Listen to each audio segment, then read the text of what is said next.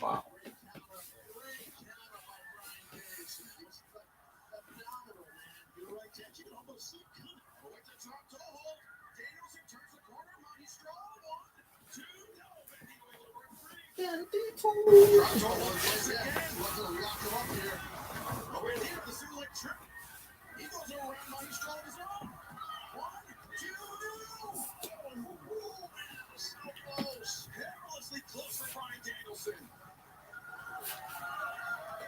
Danielson would expect that. It was a tremendous counter by Bandito.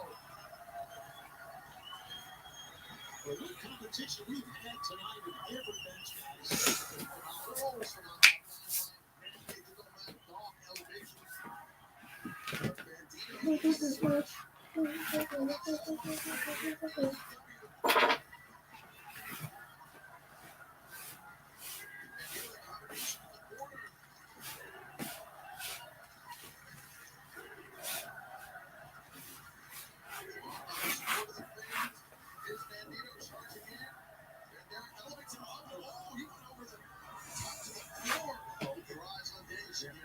You're right, he's going to take flight.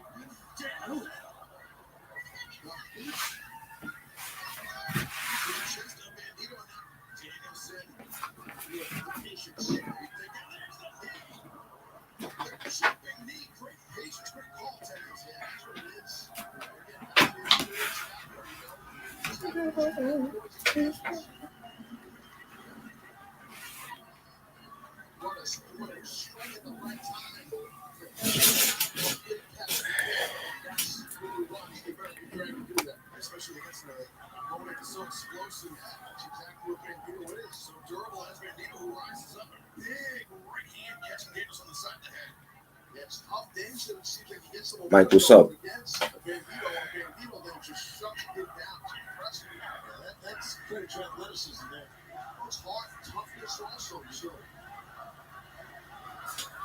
Reggie got us doing some boring ass R&B tonight.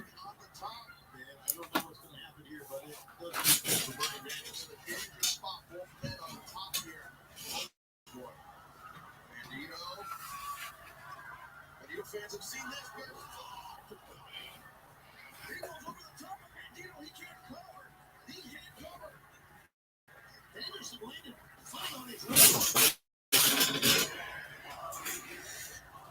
I think him and BJ's in love with 60s R&B. I really do. I'm not a fan of Otis Redding and shit. Just to let you all know. My thing is 70s and up. That's my thing. Not R&B like that.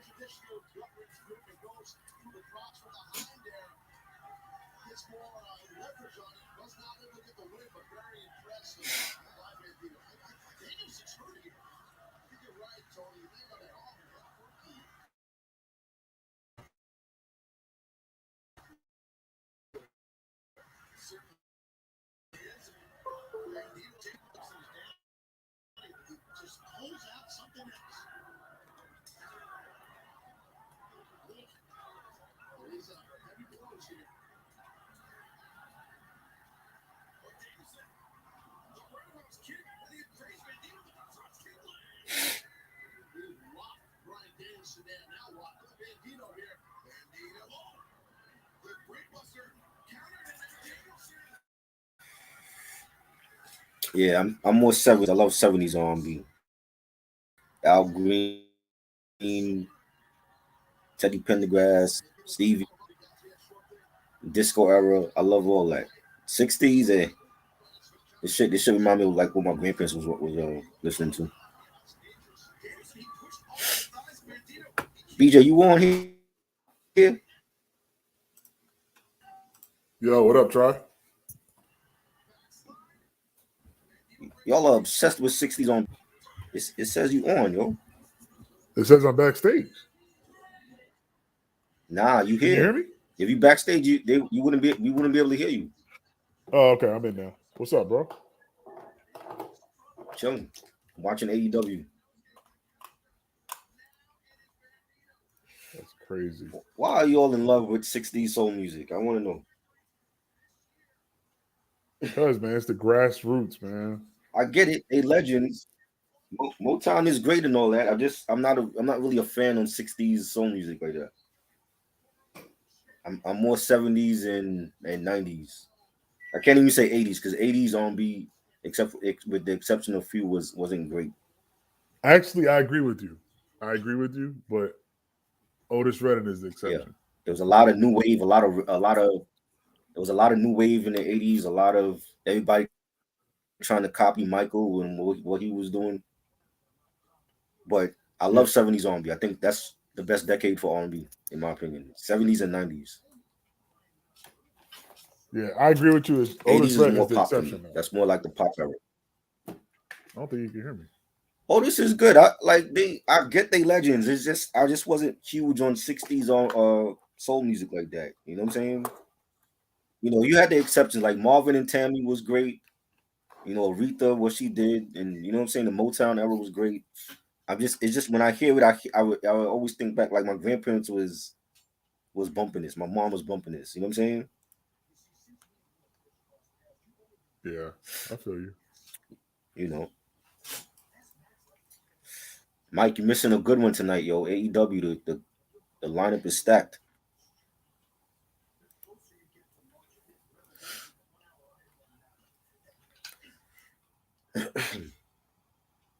What's going on with Reg? Where's he at? He on the phone. Oh, okay. Got some stuff going on. Yeah, Isley Brothers was great. There's some exceptions. There's some exceptions. Yeah, yeah, definitely. You know, all of those songs have been like sampled now, so it's like when those songs come on, you know the sample. Yeah, I got his whole collection, man. I see. Look at that. Wow. Pain in my heart. That was sampled also. Yep. Nice. You got all the gems. See people. That's how you keep your vinyl in plastic. Got the one Kanye we talking sampled about this. tonight. Yep. All the joints. What's the joint is that the one Kanye sample for Otis?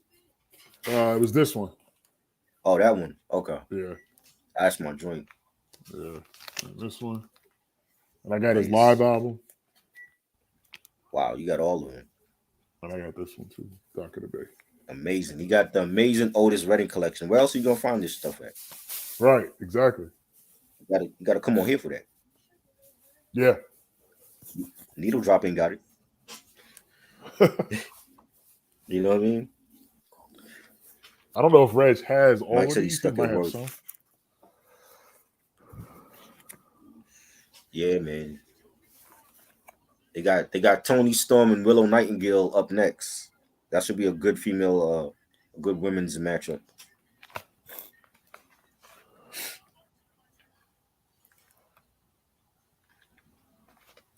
Yeah, I don't think Rich has all of them. Yeah, I don't think so either. You don't got all these. Isaac Hayes was great too. Yes, I love Isaac. Definitely.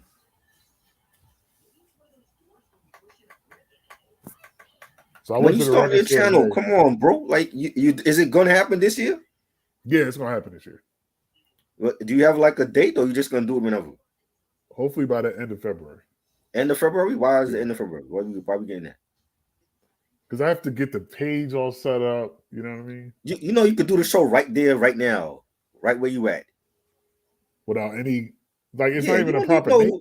you don't need nothing spectacular. I mean, that's only if you want to. I know people they have elaborate setups and all that. That's cool, but you don't need a lot of things to do a live stream. You know what I'm saying? Like that the ambiance where you at right now with the plants in the back, that's good. What about the lighting? The lighting is good. Your Okay. lighting is good. We can All see right. you. You know what I'm saying? You know, that's for people. I mean, you know, I know a lot of, you know, bloggers that they have elaborate setups. That's cool, but at the end of the day, it's all about the content. And if you don't know what the hell you're talking about, nobody gonna give a damn about your lighting. All You know what I'm right. saying? Yeah. Trust me. You know what I'm saying? I don't have an elaborate setup. You know, I'll do this shit in the dark and I still know what I'm talking about. You know what I'm saying? It's not hard at all. I don't know why Rez just didn't do this later. I don't know why he said 8:30. I actually like the early live streams, yo. Because I've been telling Reg for years. I'm like, bro, you have a following. Like, do you really want to get on at midnight Yeah, when people are like asleep? You know what I'm saying? but I don't think he can do it earlier.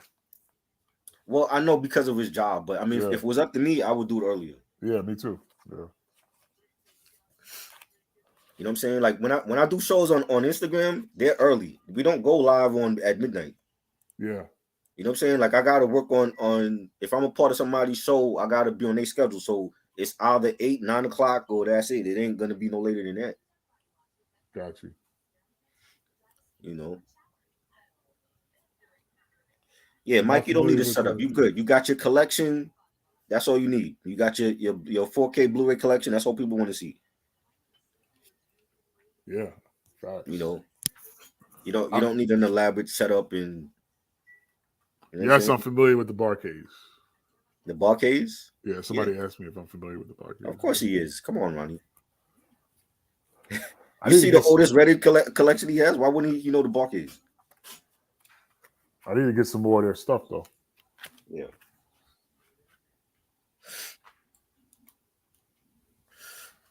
Yeah.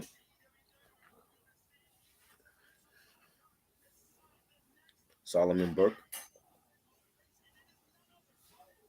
What about him?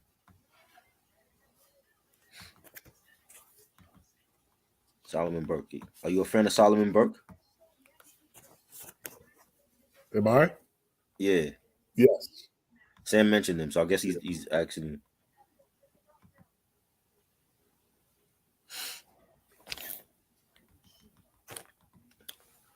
The thing about him that's special to me Mhm. is his voice is like an instrument.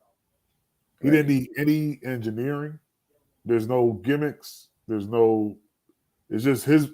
When you listen to his records, it's like you feel like you're in the studio with when he's. Like Rakim.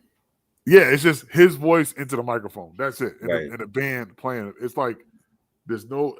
I can't think of any. I mean, Sam Cooke. I love his voice, Mm. but to me, Otis Redding's voice is more powerful. It was like he could sing so hard and not lose his voice. It's very soulful. Yes. And also, he played When a I lot of think of instruments Otis too. Redding, for some reason I think of In the Heat of the Night. Got you. Yeah, That the show. You know what I'm saying? Because I don't know, it just reminded me of that show. yeah. And he played he played instruments too. He played the guitar, the bass, Mhm. drums, piano, organ. Oh, nice. It's just his he died before he really Blew up. took off because Yeah. he was really still on the Chitlin circuit Right. on these albums that I showed. The Mm. last album, Dock of the Bay, was after he died. That's when That's people really started to that's know the about one him. my mother talks about that one. Yeah. Yep. Okay.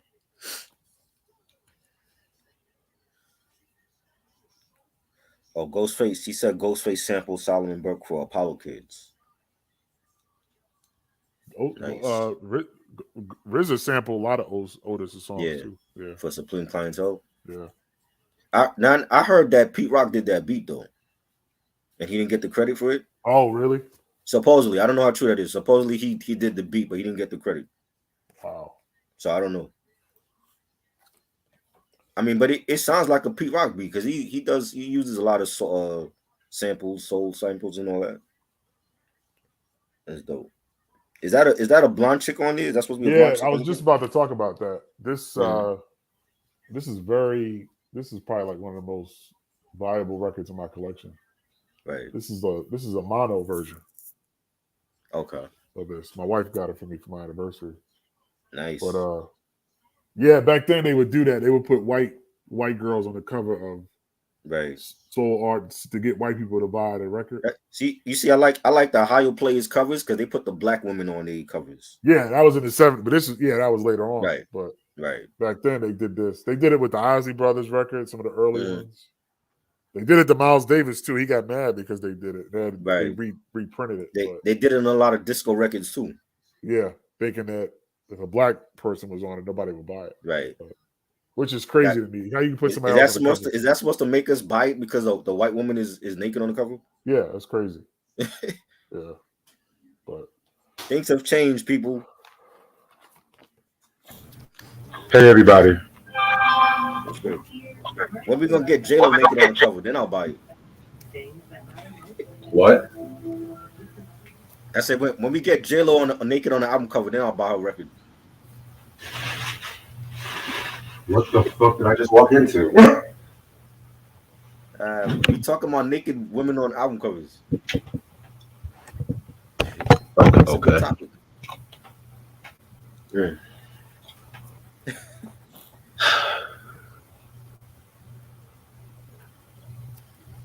How's everyone doing? Good. Red, you have this vinyl? I got the CD. I don't got the vinyl. Oh, okay.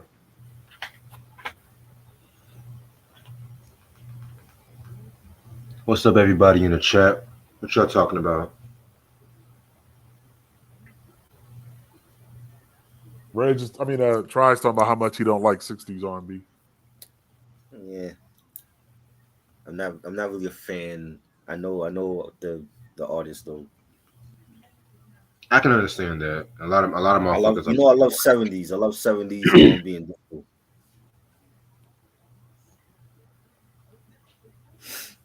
I love my Motown, my Stax, fucking Ray Charles. Give me them niggas. Love them. So try. You don't like Ray Charles from the 60s? Yeah. Wow. Like I said, like they all legends. It's not my go-to. Like when it comes to R&B, like give me anything from the 70s or the 90s or the neo soul of the 2000s. Gotcha. It reminds me of like my grandparents used to play those records and stuff. You know.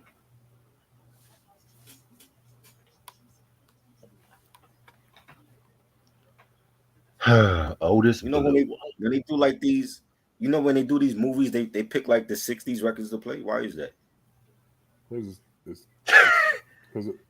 Because don't know white people want it. Don't know white people want to hear no Teddy Pendergrass. Exactly, right? They want to hear Otis Redding. They don't want to hear New Edition. You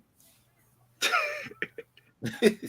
No, because I know a lot of 80s movies, they loved using those Motown songs, those Phil Spector R&B songs, right? And Roadhouse. Stuff like that. Remember, I know what you're getting. Patrick Swayze. Remember Roadhouse with Patrick Swayze? Yeah, like they use 60s music in that. Motown songs, those Phil Spector R&B songs, right? And stuff like that. I know what you're getting. Patrick Swayze. Sorry about that. Ronnie, he knows all of those artists, yo. Why wouldn't he know Diana Ross? I know. Why would I? Yeah. Come on, man. Are you familiar with the Supremes?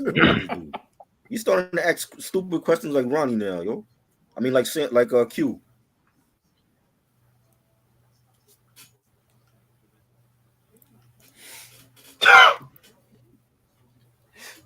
Yeah, them ribs look mad good. Oh my god. What's that you watching? Abbott Elementary. Oh. Man, the record store today had so much heat, Reg. It did? Oh my goodness, man. I was so mad because I didn't want to spend that kind of money, but they had I could have bought so much today. Do you have Marvin Gaye live at the Palladium? Of course. Wow. Of course I do. Okay. I don't know if you had the vinyl or not, but they had it. The vinyl, indeed. Yes, I do. Yeah, I love that record. Of course you do. In my opinion. Oh, go ahead. They had the Doobie Brothers album, the 70, their best album. Classic. Minute by Minute? Yes. They had that one. They had Smokey Robinson, Quiet Storm. I love that record. Oh, that's a classic. I love that album. They had That Al album's Green, Can't Get Next to You, which is rare. Yes. Oh wow. Yeah, I should have got that. But I ended up getting a David Ruffin album that's super rare. Let me guess. Gentleman Ruffin? No. Oh. Hold on. Let me see. Did you see the review we did for Quiet Storm, BJ? We did that a couple years ago.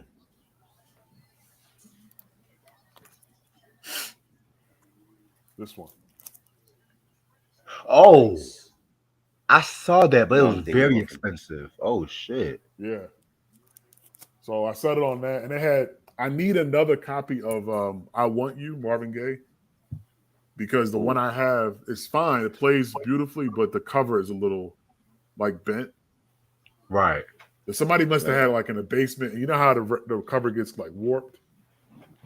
So I was gonna buy that one just for the cover, but I was like, I'm not spending $20 just for a cover. So you already got it.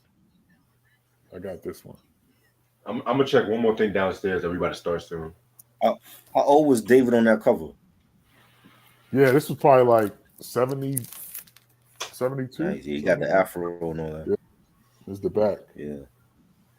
Wow. Yeah. Yeah, I loved his album covers. He had dope album covers. Mm-hmm. Nice. And this is like pretty much mint condition too, man. Yeah, it is. Like, for sure. This is crazy, yeah.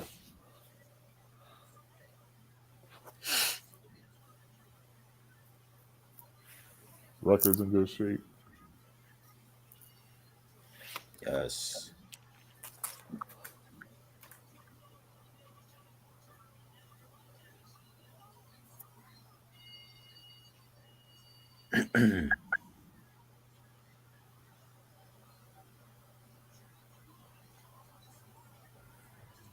This might be his best album. I'm not sure, but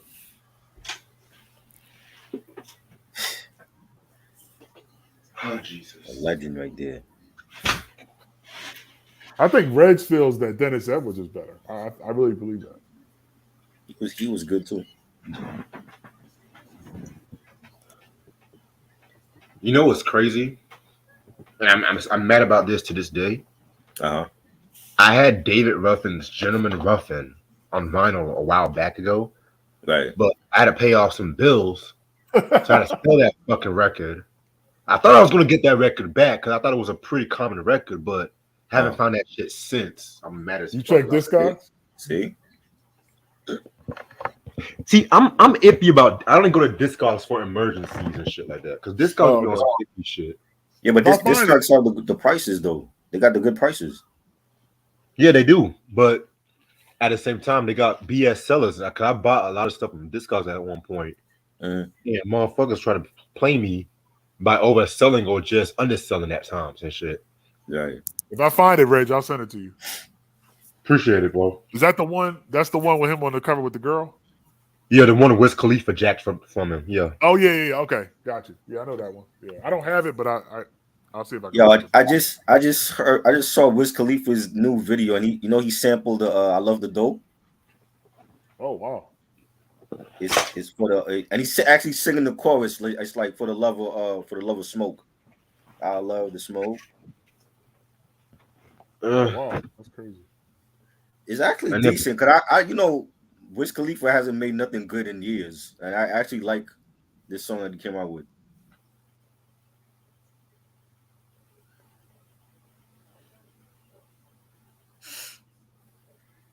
I love the dough more than you know. Yeah, he sampled that shit. I was just listening to it days ago. Yeah.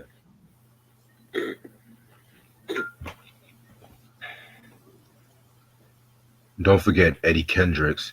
Kendricks has some okay albums and shit. Like Billy Preston? Yeah, Eddie was dope. Try you like Billy Preston? He cool. Man.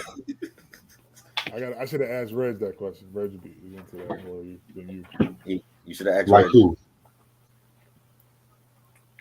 Billy Like Preston. who? He cool. Okay.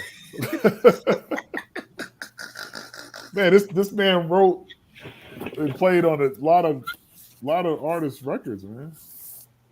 Which one? From Billy Preston? I mean, he like played on Little Richard and the Beatles and Ray Charles, Ray Charles. Yeah, he's a legend.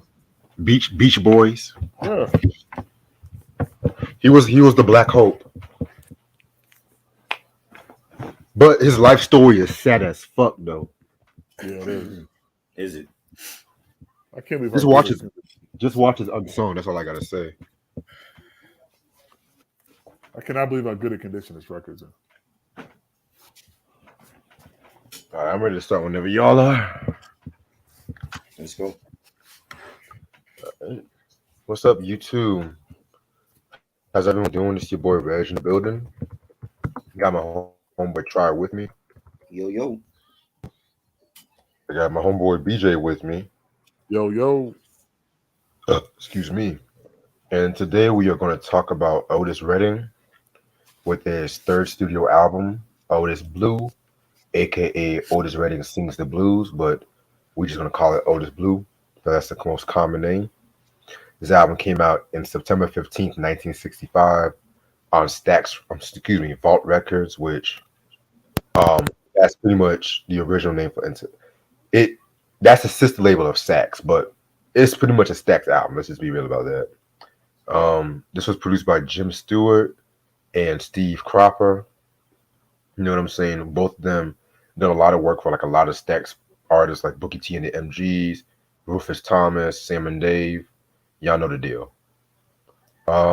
Singles this album is known for: Respect, I've Been Loving You Too Long, Shake, and Satisfaction.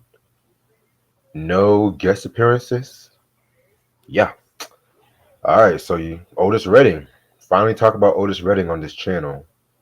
You know what I'm saying? I told you I was going to wait till I got my hands on this record until we finally dived into him.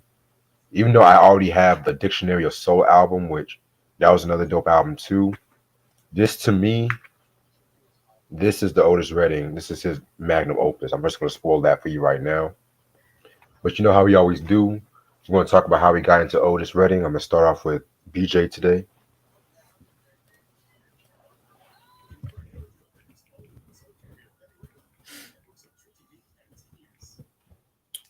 He have his mic off. I think I got into him. Let's see, kind of on my own. My parents didn't listen to Otis Redding. I got into him on my own as an adult, I would say. I think I heard him.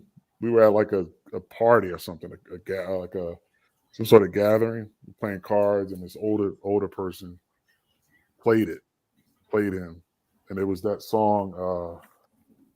I think it was "Try a Little Tenderness" or "These Arms Are Mine." One of those songs from his from either this album or the one we're talking about.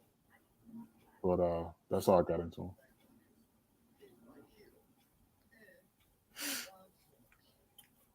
Yeah, like my mom played. My grandparents was into him.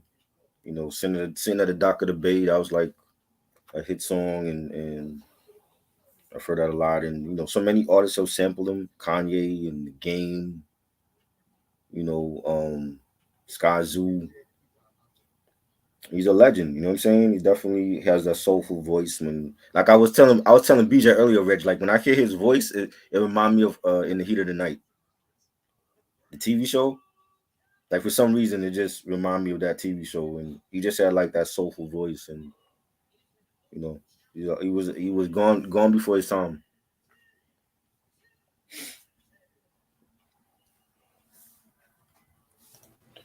Yeah, dope story. I really don't have a grand story how I got into Otis Redding, but I did hear the song "Sitting on the Dock of the Bay" a lot growing up, and personal opinion, that's like my favorite Otis Redding song. And what do? And it's crazy thing too, what people forget to realize about him he was one of the first soul acts to cross over to the rock audience and stuff like that too, because he was performing on the Monterey Pop Festival, one of the best. It was the first rock festival, like way before Woodstock and stuff. He had people like The Who, Janis Joplin.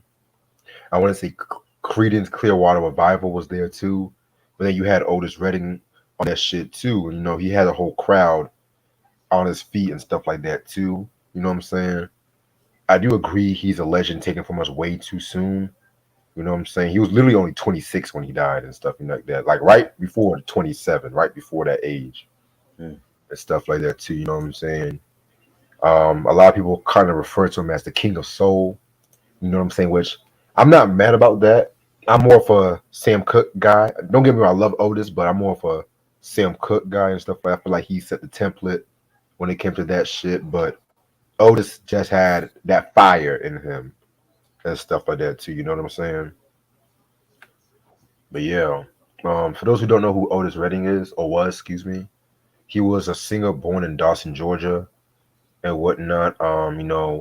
He grew up like as when his dad was like a sharecropper and everything like that, and then he went into the Air Force base and everything. And so when he was 3 years old, his family moved to Tyndale Heights, which was like a housing projects in Macon, Georgia, and it was there that he started like being more musically inclined. He started performing in churches. He started learning how to play the drums and the guitar and whatnot. You know what I'm saying?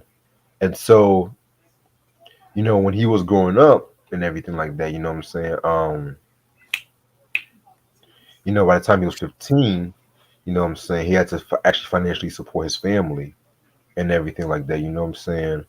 And so he still was performing in like certain clubs and everything like that, playing piano for certain bands and talent shows. But his real breakthrough didn't come until 1958 when he actually performed at this guy named Hamp Swain's Teenage Party, which was like a talent contest and everything like that. And pretty much he caught the eye of Johnny Jenkins, who was like a guitarist at the time, and he pretty much loved Otis, but he didn't like the band that was backing him up and stuff like that too. So Jenkins, he pretty much played with Otis, running a couple of gigs and everything like that. And next thing he got hired by the Upsteppers and everything like that too. You know what I'm saying? And it was also around that time he also got acquainted with Little Richard, whom he referred to as one of his major influences and everything like that too. You know what I'm saying? And by the early '60s, he was part of the whole Chitlin circuit and everything like that. You know what I'm saying? And one thing about that Chitlin circuit, that's just a common phrase where it's just like a lot of African American comedians, musicians used to tour together and stuff like that, doing like the southern part of the country and stuff like that. You had people like Red Fox, part of that whole Chitlin circuit, Sherman Hemsley, Sammy Davis Jr., so on and so on, and what you know what I'm saying. A lot of them started off on the chitlin circuit. Yeah, a lot of them did. You know what I'm saying. So he ended up, of course, getting himself together and shit like that.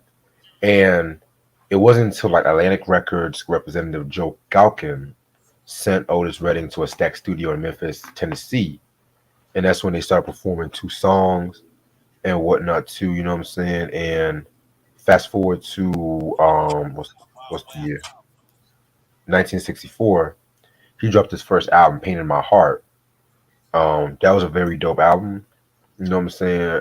That was a very dope album. That was known for songs like These Arms of Mine, That's What My Heart Needs, and shit like that. You know what I'm saying? I love that song, These Arms of Mine. Very dope track right there. Classic record. Yeah. And then in 1963, wait, hold up. I fucked up the timeline and shit. Fast forward to 1965. That's when he pretty much dropped his second album, The great Otis Redding sings soul ballads and everything like that. That was a pretty cool record and shit too. But it wasn't really until that same time and stuff like that too, whereas he pretty much, dropped the second of those two albums that would drop that year and everything like that. When it came to this album right here, the Otis Redding Sings Soul and shit like that, which was dropped in September of '65. Now, when it comes to this album cover, there's a lot of controversy behind this album cover and stuff like that too. Because what do you guys see in this album cover? Just asking. Blonde chick having an Yeah. orgasm. Well, Yeah. I don't know about an orgasm though, but we'll just go with that. So here's the thing. So We a talked lot about of this, Reg, before you got on. yeah, I know I kind of overheard some of it, and like a lot of the record labels at the time, they wanted to cross R&B over to that pop market, and what they would do is they would not really want to have like the African American performers printed on the album cover and stuff like that too. Most notably, when the Ozzy Brothers dropped that album, "This Old Heart of Mine," you saw those two white girls and stuff like that too. You know what I'm saying? Because they felt like if they saw black people on the album cover, it will pretty much scare the white people away. If that But makes sense. Cause we scary to them, right? Yeah, Jesus Christ. that's pretty much it and stuff like that too. And there was actually a good documentary I saw years ago on that shit. Because if you guys also remember the scene in the Five Heartbeats Right. where it was like the '60s and the group so the album cover had the white girls and shit like that. Yep, that's the album that's the album right there. Look at that BJ got shit. all of them. Ron Isley ain't that light. Right? but then Reg, look. In the back cover, like Yeah. Wow. in the whole fucking back, and the whole fucking heart outline on that shit. Yeah. They got them on the front, but then put you on the back. Exactly. Like some Rosa Parks shit. Like, come on. Yeah. My own album cover, you can't put me on it? That's crazy. Right? How dare they? Yeah. And just watch that scene in the Five Heartbeats, and you guys will see what I'm talking about and shit. Even when Motown did this stupid shit too, because the Miracles had this album called Mickey's Monkey. They didn't put the I'm kind of grateful they didn't put an African American with an album called Monkey and shit like that. So they had like this monkey cartoon and whatnot as an album cover. You know what I'm saying? Well, thinking about it now, Motown kind of did play that smart with that album cover. I'm just gonna be real with you. But yeah. So yeah, this is the album cover right here and stuff like that too. You know what I'm saying? I'm gonna show you what the booklet looks like. It's the CD. I was actually surprised I found this on CD, honestly. Yeah, you know what I'm saying? Just fucking talking about fucking his career up to this point, because this is a reissue, of course. I think this reissue came out in the '90s, if I'm not mistaken, one of them times and shit, or whatever. But hey, I got the album, so it don't really fucking matter. Ronnie says, so does Tina Marie when they didn't put her face. Well, see, Barry Gordy, like he did that on purpose because he wanted people to enjoy the voice before they actually saw what she looked like. Because her first TV appearance was on Soul Train of '79 and stuff like that too, which again, Motown did kind of play it smart compared to some of the other motherfuckers and shit like that too. But yeah, not a long album, 11 tracks. Most of this songs are cover records and stuff like that too. So yeah, let's get this shit. Yeah, let's get this shit started. Track number 1, "Old Man Trouble." Now, this is actually one of the few tracks that Otis Redding wrote himself and everything like that. You know what I'm saying? Pretty much a very, very dope track. What I got from this track here is like trying to find that common place, to call home and everything like that too. I love like the gospel kind of melody mixing with like some of the Southern soul silence and everything like that. You know what I'm saying? Nice way to start off the album. Yeah, it was a nice song. Definitely he killed it. A little soulful.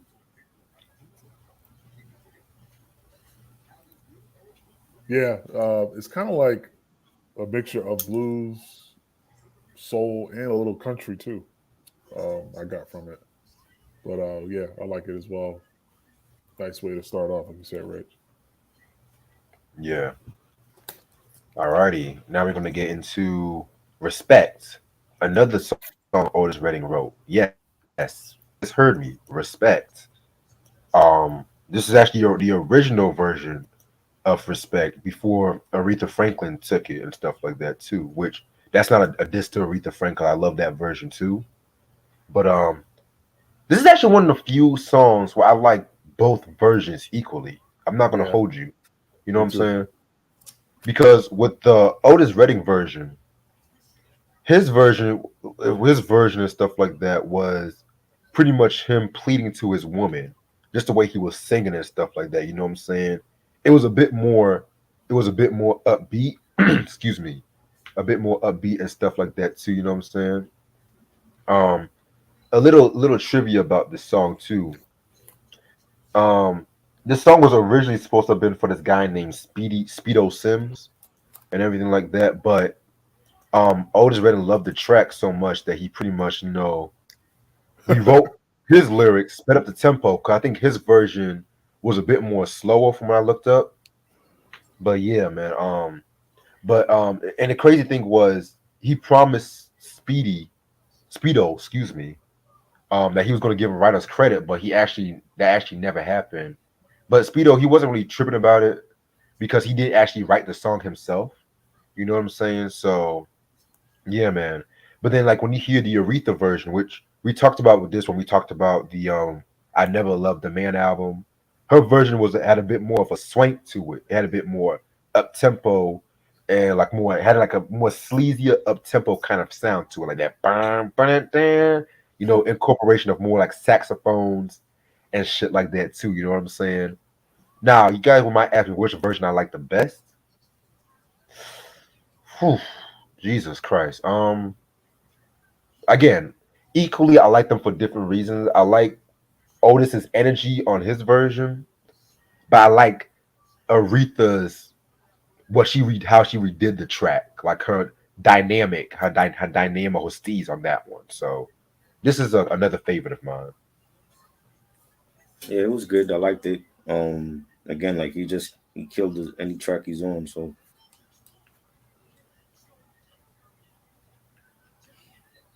Yeah, I like it equally as well. For years, I didn't know that. That's like her signature song. You know what I mean? Respect. Yeah, So it's crazy that he wrote it. He wrote it's a variation of this one. But I think I like the track more, this track more. But I like Aretha's vocals more, if that makes sense. But or no, I like the lyrics with her spelling out respect. yeah, I like that. But I like his vocals and the music more. His but equally I like them both. I'm not gonna take it away from her either, you know. right. Yeah. Yeah, man. And even Otis Redding was a fan of that cover too and shit like that. You know what I'm saying? So yeah, man. Because you know how some motherfuckers these days, somebody covers a track and shit like that. They be like, "Oh no, why you take my song and fuck it up?" Because I remember watching Sam Cooke documentary and Bobby Womack. He wrote a song. I think it's called I think called "It's All Right." It's something like that. And the Rolling Stones they covered that song, and that was actually the Stones' first major hit. A lot of people think it's Satisfaction. It's not Satisfaction. It was pretty much like a Sam Cooke, Bobby Womack song or whatever. Bobby Womack was mad at first, but Sam Cooke was like, "Well, if you have the publishing, you're still going to get paid anytime they perform it or if somebody records that track." You know what I'm saying? So But it don't that's matter. nothing to publishing, publish. I keep telling motherfuckers this: never give up your publishing because you're gonna want your mhm, kids to eat off that shit. right, Look at fucking Keith Murray in the recent interview. I talk about Puffy took my publishing, or Puffy told me to give away my publishing and shit like that. You know what I'm saying? no You're gonna funny. you're gonna end up like that shit. You know, I'm not lying. I'm not fucking lying. Cause look at Travis Scott. He sold his publishing. Now he's getting sued for killing all those people in that festival and shit like that. Right, That's what I tell motherfuckers. Keep your damn publishing. Don't try to be like all iced out and grilled out and shit. Fuck that shit, nigga. Um, And you know what's but yeah, crazy, track Red? number. What's up? Going back to Aretha, her other signature song wasn't written by her either. It was written by Carole King. You make me feel like a Yeah, natural woman. Yeah, exactly. crazy. But I just a side point. Yeah, Carole King's a dope songwriter too, and shit. So yeah, man. Track number 3, "Change Is Gonna Come." Now we all know this song. This is a Sam Cooke song and whatever. Again, I love that song. And you guys don't listen to the twerk remix of that song. That's all I gotta say. Oh God, how did they do that? How do you just talk to that? Yo, I told you they, I told you, dude. I told you they do that shit, man. that's crazy. But if I would have put a twerking beat for John Lennon's Imagine, I'll be looked Mm, at like called crazy and shit, right? right? Unbelievable. But anyway, Otis's version of the song, he did that like right around the time Sam Cooke died and shit like that. I actually like this version. You know what I'm saying? I feel like this might be the second best version of this track too. You know what I'm saying? Again, Otis did his thing vocally on this track right here too. I mean, yeah, love it. I thought it was dope. Change gun because the original one is great. I don't know how people twerking to that. That just made no sense. But I was born by the river, shaking that ass. That's how yeah, they did it. that's how they did it. Yeah, Wow, so disrespectful, man. so fucking Yeah, disrespectful. that's Jesus. crazy. Well, this was a good rendition. Yeah, I love it. I love that this rendition. So heartfelt, soulful. Uh, yeah, it's just second best I've heard. I've never heard anybody else touch this song, but Yeah. yeah, he's the only one that could probably do it. Aretha also did a version of this song, come to my knowledge and shit. I think it's either this song or Bridge Over Troubled Water. No, She no, it did was, that. yeah, Bridge Over Troubled Yeah, Water. Never mind. yeah. Thought it was this one, but yeah, man. And it's been sampled. The song has been sampled a lot by people and shit too, from Ghost, Ja Rule, all the motherfuckers. But at the same time, this is one of those songs I just cannot touch. I cannot fucking touch and shit. That's all I gotta say. Hmm. Um, Next song, Down in the Valley. Now this was a cover of a Solomon Burke song, a very dope soul singing shit like that too. You know what I'm saying? Um, yeah, man, very, very, very dope. I love this one. This version had like a more grittier melody to it and shit like that. You know what I'm saying? Um, Again, Otis has that ability to make a song his own and shit like that too. You know what I'm saying? So yeah, I like it. Yeah, this was cool. Definitely a great rendition.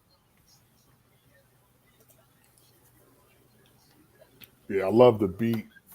Love how the band is jamming in the back. It sounds like another song that he did on the and try you know this sample. Red, you Hmm. know it too. Tramp. Uh, Oh, Salt and Yeah, Pepper. yeah, yeah. it kind of Yeah. sounds like that a little bit. That's the vibe I Okay. get from it. Yeah, but that's a dope sample too. For Yeah. Otis Redding, yeah. Love the sample, hate the song from Salt and Pepper. What? You don't like that? I told you that Salt with a Deadly Pepper. I'm not really a big fan of that. They were That's a trying to do classic. some. That is one of their best albums. Uh, Definitely. Is Tramp on this one? Tramp's not on this album. What album is Tramp on? it's the duet album he did with Carla Thomas. Oh, it's on this one. Okay, Yeah, this album. like they were trying to do like some. They try to do the Isley Brothers, It's Your Thing. I was like, what is it? Because the first Salt and Pepper album, Hot, Cool, and Vicious, that's the classic, man. Like that had some grittier song, but then they came out with Salt with a Deadly Pepper. I'm like, what the fuck is this, man? I love that album. Like, Oh man. I was like, what the? I'm glad they got back with Black Magic. That's my shit. Yeah, Black Magic was great too. Lord have mercy. Y'all was so surprised when I said that. Honestly, I can't wait to talk about Billy Ocean tomorrow. We'll see what's the Oh verdict. gosh, yeah, I'm not. Unbelievable. I could try to be excited about that, but not this. Unbelievable. I didn't say I was excited. First of all, I grew up in that era of Billy Ocean. Thank you. I didn't say I was excited. I'm just saying we don't hear people discuss Billy Ocean music. That's true. True. That's true. And he's still alive. I wonder if anybody sampled anything. Yeah, I don't know. I never heard nobody sample his stuff. I mean, I wouldn't. Oh Lord. Like I said before, let me hear the album. But I'm gonna hear the album first. This is my first Billy Ocean album, so I gotta give my honest opinion. Right. That shit, Right. Gotta know how niggas hate my honest opinion on this channel sometimes. Yes, we do. Oh God. Next track. I've been loving you too long. Let me stop. Okay. Classic song, in my opinion. This was another Otis Redding song, but it was co-written by the Iceman himself, Mr. Jerry Butler, and shit like that. You know what I'm saying? All I gotta say is, if you guys know about Curtis Mayfield, you should know who Jerry Butler is. That's all I gotta say. Yeah, man. But this one right here it's like a ballad right here. Again, him pleading with his love and shit like that too. You know what I'm saying? Pretty cool song. I love the beat, the melody to it. You know what I'm saying? Check out the performance he did on the Monterey Pop Festival, which a lot of people say that's like his best performance he's ever done. I can't argue with that, honestly. You know what I'm saying? So, classic record. Yeah, I like the beat. I'm sorry, I didn't mean to cut you off, but No, this is actually his best-selling single too. Just letting y'all know. oh, yeah, he killed it. I definitely like the track.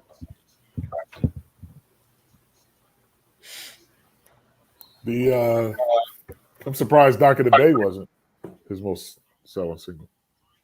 Well, when he was alive, excuse me. Oh, okay, gotcha. Okay, Yeah, when he was alive. Yeah, during his lifetime. That makes sense. This was a big song. It reminds me of the Miss Hank. Remember the show Hanging with Mr. Cooper? Mm-hmm. Yes. The intro, was it this song or another one? It was Soul Man, Same and Dave. Okay, that was Same and Dave. Okay, it has that similar sound, yeah. But it sounds similar to that. But this is one of my favorite Otis Redding songs. Yeah. Honestly, I just stick to like the first season of Hanging with Mr. Cooper, right? The latter season was kind of weak to me. Agree. Huh? I used to love that show though. Yeah, because when the show started off, it was more adult orientated, but then when Raven Simone came, they want to be more TGIF, Miller Boy, that kiddie friendly kind of bullshit. I'm like, come on, nigga. Say damn or hell once in a while. Come on, man. What the fuck is this? They did the same thing to the Cosby Show. But yeah. Well, the Cosby Show was always kiddie. Like, always had a family balance and shit like that. You know what I'm saying? Everybody every black sitcom at the time wanted to be a Cosby Show. Well, every white sitcom too, but that's another story for a different day. Shit. Yes. Now we're gonna get to another Sam Cooke cover, Shake. In my opinion, the best Sam Cooke cover on this album and stuff like that. You know what I'm saying? This was a pretty good record right here. You know what I'm saying? But I'm more of a fan of the Monterey Pop Festival performance and everything like that, because he had the whole crowd on their feet, like the whole call and response and everything like that. You know what I'm saying? I definitely feel like with this version of Shake, it was a bit more upbeat compared to the Sam Cooke version, because Sam Cooke is more of like a crooner, in my personal opinion. Otis is more of he's a crooner, but he's not afraid to get down too, if that makes sense. You know what I'm saying? Yeah, this was a good song. Definitely, just real soulful and the melody. Definitely enjoyed it. Yes. Yeah, it's great on this album too. The Otis live in Europe. That he performs that song. I need that record too. Yeah, he performs that song great on this record. My nigga was watching the Richard Pryor's too. He was wearing in Sunset Strip or whatever, man. Oh, the suit, yeah, suit is fire. That suit is fire, boy. I wish I had a suit like that. I got a suit like that. Come out looking like fucking Suge Knight and shit. And he wore that in Paris too. That suit, man. Well, let me tell you, if I was alive back in the 60s and 70s, I would be that fucking nigga. I don't give a fuck what no one says. I don't give a fuck, boy. Let me tell you something, boy. If I had a suit like that, boy, shit. All right. Next track, My Girl. This was the Temptations cover. You know what I'm saying? Not a bad cover, you know what I'm saying? But this is one of those songs I've heard many motherfuckers cover and shit like that too, you know what I'm saying? So not saying the Otis version is bad by any means, because it's a very dope cover, but I kind of hate this song being covered a lot. And white people cover it, black Hispanics. Right. I'm like, okay, it's not the only song. It's like one of the most popular songs in history, man. Yeah. Right. Yeah. Right. Like literally, they can't do it like this, no. Yeah. Yeah. Yeah. The original is better. Right. I'll stick with that one. I mean, it is what's crazy is David Ruffin and him have like not a similar voice, but you would think that's probably why he covered it. Yeah. Yeah. But it's not just David singing on that song, it's the Temptations, you know what I mean? So right. Yeah. Facts. Yes. All right. Sam Cooke. Also, too, there's more harmony. There's more harmony on the original to me. That's probably why we like it better. Yeah. Exactly. Yeah.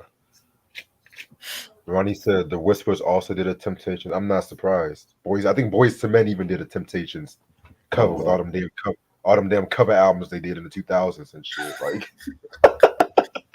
right? Shit. I'm just like, y'all covered every Motown song. Y'all might as well cover My Girl and shit. How about getting back to their own damn music? How about bringing back Mike Bass and shit? That's right. Exactly. That's when they fell off. Alrighty. Now Sam Cooke returns yet again. Jesus Christ, y'all better be paying Sam Cooke's publishing and shit. Anyway,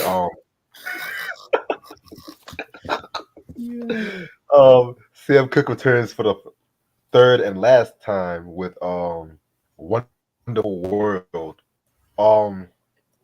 Pretty good song. I'm not gonna hold you. You know what I'm saying? Well, this song hasn't been really one of my favorite Sam Cooke songs, but I don't mean like I dislike it. But the Otis version too, not a bad version itself. You know what I'm saying? So yeah, right. Give him Sam Cooke some love. This is dope. This is definitely dope. I love the beat and the melody on it, and just the way that Otis sang it was dope. Right. Yeah, I like this one. I love the horns. I like Sam Cooke's version too, but yeah, this is it's like he like makes it more gritty. Like Sam Cooke is like happy and right. Yeah, like Sam Cooke makes me happy. You know, he's like just put you in a good mood. Otis makes you think about things. Like that's the difference between the two. Like when Sam Cooke sings this song, you just feel happy. Right. But when Otis sings, it's like you feel happy, but it's like, dang, you know. Like you put Otis Redknapp, you come home, you want to drink some some whiskey, some Hennessy, smoke some cigarettes. Right. It's like but Sam Cooke is like, you know, sunny, right? Nice, like that. Yeah. That's Al Jarreau. That's Al Jarreau. Shit. But it's not sad. Right. Yeah, but it's just different, you know. For real. Cause whenever I hear Sam Cooke, I always want to like wear a suit, have me a fucking perm and stuff like that, you know, have a feather in my fucking hat or whatever. Yeah. You know, just go to like a swanky Copacabana kind of club. Right. When I hear Otis Redding, I want to fucking have a fucking cookout, drink some alcohol, get fucking down and shit like that. You know what I'm saying? And that's one thing I love about two of them because both of them pretty much set the template for a lot of these other fucking soul acts and shit that from the '60s onward. Otis, Sam, and I would even say James Brown too, because James, that he's in the class by himself and shit. That's all I gotta say. Oh yeah, he is. Yeah, he's in the class all by himself. Right. Yeah. Like I feel like James to me was the true successor of Little Richard, in my personal opinion. But yeah, whew, shit. Now my favorite track off this record, "Rock Me Baby."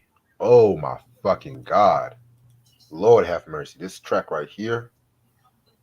I was surprised he didn't write this fucking song. Because this was originally a BB King song and stuff like that too. Well, it was mostly made famous by BB King. It's a blues standard, originally known as "Rockin' and Rollin'." But then Muddy Waters did it, and then BB King made the song more well known and shit. You know what I'm saying?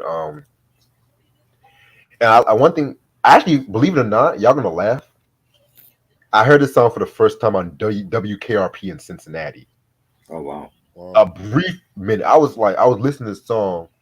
All I heard was "rock, rock, rock me, babe." I was like, "What the fuck was that?" And it was crazy because they only played like 5 or 10 seconds of the song. So for a while, thank God for Shazam, one of the greatest apps for music lovers and shit like that. They so it was Otis Redding, "Rock Me Baby." Heard the fucking record. I was like, "Yo, this song right here, amazing." First of all, the bluesiness of the whole fucking song was what kills me and stuff like that too. You know what I'm saying? Dun dun dun, boom boom boom boom. Like you had like like the Stax band in deck. You had people like fucking Booker T. Jones, Isaac Hayes, Andrew Love, and so on and so on. Right. But what really got me was the outro when he was like, "Keep on rocking, keep on rocking," and then you had that dun, like that signature Stax record horn stab. That dun, like kill that fucking shit. You know what I'm saying? Right. Like y'all can have y'all been loving you too long, try a little tenderness. This might be a song right here. Y'all can even have the BB King version. This song right here. Yeah, it's classic, so good. Classic, soulful, bluesy, man. Jesus fucking Christ. It's so good. Yeah. Whew. This just gives me chills, man. I gotta calm myself down right quick. The next two songs, to me, this is the next one too. Facts. Oh yeah, we'll get into the next one. We'll get there. What do you think? What do you think of this one, Try? This was good. I enjoyed it. Yes, sir. Yeah. That band, man, it's like I'm not comparing James Brown to him, but it's crazy how tight the band was. Right. Like it's ridiculous, man. Like that's why he's so good. It's like you getting the vocals and you getting the music, top notch both. Like this is crazy. Like that Stax and the Booker T and the MGs were the house band for Stax back then. Like you said, Isaac Hayes played on this album too. He played piano on this album. Yeah. Yeah. So him and Dave Porter. Yep. Yeah, it's a top notch track. I need to get that album that's on BB King. I don't have much BB King, but I need to get that album. Yeah, man. I need to get more into BB King. I like BB King. I just haven't heard everything from him because all these motherfuckers know is the thriller's gone. Yeah, I want to get live at Cook County Jail. Yeah, he did more shit than that fucking song. God damn it, man. Jesus Christ. Y'all make him out seem like he's a one-hit wonder and shit. Like, calm down. Right. All right. Next song, "I Can't Get No Satisfaction." This is a Rolling Stones cover. I feel like this is a very important cover right here because it was a soul musician covering rock songs, a rock song way before The Isley Brothers started doing that in like the late 60s, early 70s. And yeah, Ronnie, Aretha Franklin also did a cover of that one, but I'm not gonna hold you. That cover, it was alright. It was alright. It wasn't really my favorite. She kind of she made a more southern swank to it, nothing to it, but I like the more grittier aspect of that track right there. And with that, I can't get no satisfaction by the Rolling Stones. I do admit that song do get a bit overplayed, but once you get that bomb, bomb, bomb, bomb, bomb, bomb, bomb, bomb, bomb, like once you get that shit, but Otis gave it a more soulful turn to it too. You know what I'm saying? So this was a very good record, very good cover. You know what I'm saying? I would probably say it's a near perfect rendition. And the less said about the Britney Spears version, the better. That's all I got to say. Yeah, this is a good rendition. It was dope. Right. I love it. I love it too. I like it better than the original. Oh wow. Okay. Yep. Dope. All right. And the last track, "You Don't Miss Your Water." Um, this was a cover of a William Bell song and shit like that. You know what I'm saying? Pretty cool cover. I don't know too much about William Bell like that, but this was a pretty good cover right here. Otis definitely did his thing on this one. Yeah, this is dope. Like how you sang on this. Yeah, same here. Love the vocals. Band was good. Great song. And that's all of the songs of this album. Overall, this to me is a very dope album. It's a classic album when it comes to R&B, not just R&B and soul, but just music in general. This came out at a time when the mid 60s, they started caring more about full bodies of work, albums compared to like singles and shit like that too. Especially when it came to R&B and soul music and stuff, because at this time Motown Records was promoting like the singles as albums and shit like that too. You know what I'm saying? And a lot of their, let's just say like the Supremes of the song, "You Keep Hanging On." They will name this album "You Keep Hanging On" or whatever. Add a few other songs they did, few unreleased songs, a few cover songs and shit like that too. You know what I'm saying? Whereas this one, you still had your cover songs, but at the same time, you can pretty much say this album was a precursor to like a lot of styles when it came to R&B and shit like that too. You know what I'm saying? Um, to me, this album and Isaac Hayes' Hot Buttered Soul, the best albums in Stax Records, in my personal opinion. If you ask me, I feel like vocally he was definitely top notch. The band was top notch and everything here. You know what I'm saying? Um, I mentioned that this is actually my favorite album from Otis Redding.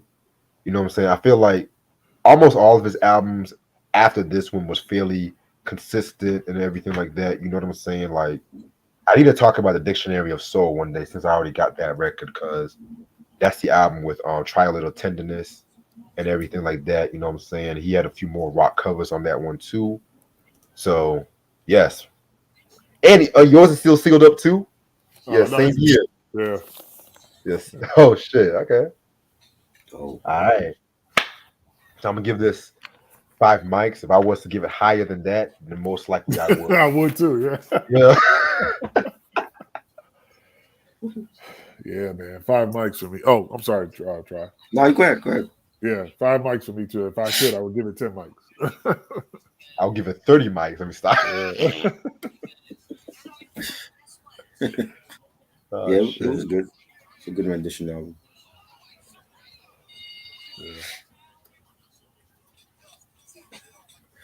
Yeah, I just you just don't hear voices like this no more. It's like Right. you can't. It's just like it's almost like it's not real. But and he was so young too. That's what's crazy. Like you would never think he was only 20 something years old. Right. Yeah. Singing like that. But Facts. Like but niggas. Oh, go ahead. I'm sorry. if he could have lived, we would have saw what his 70s stuff would have been like. Then Try may have, appreciated his 70s stuff more. But I mean, think about this, Try. His age, Marvin Gaye is I think Marvin Gaye is older than him. So here's a good way to look at this. If you listen to Marvin Gaye's albums in the 60s versus his albums in the 70s, it's a big difference. Right. He got way better vocally. His subject matter got better in the 70s versus the 60s. If he started out like this in the 60s, if Otis Redding started out like this in the 60s at his age, imagine what he would have sounded like in his 30s and his 70s. Right. Yeah. We were robbed of that, so we don't know. But he would have been amazing if he just continue to grow in his, not covering so many other people's songs and writing his own stuff. Mm-hmm. Yeah. It would have just been crazy. Imagine him over like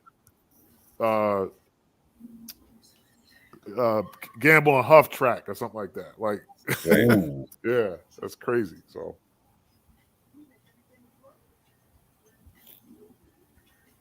he only made 5 albums, so it's all we got. But yeah, man, this was a very good review, honestly. I was thinking about doing an inside the zine right now. Down. Do it. Alrighty, let me find what Source magazine I got. Rez, did you know that there was one survivor from the plane crash? Yeah, I know. Yep. Oh, okay. Yeah. It's crazy.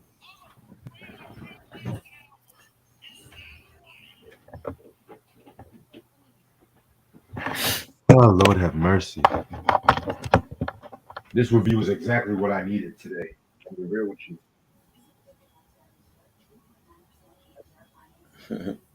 You don't hear much about his kids. I won't look them up and see where they are. His kids? Yeah. Where they at? I don't know. I never hear anything about them.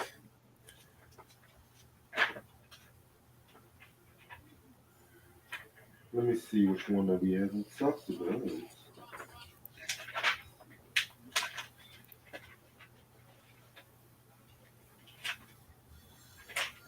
So I got to eat dinner, man. So I'm going to hop off. All right. I'm going to listen to the rest of this show later. Cool. What y'all going to talk about next?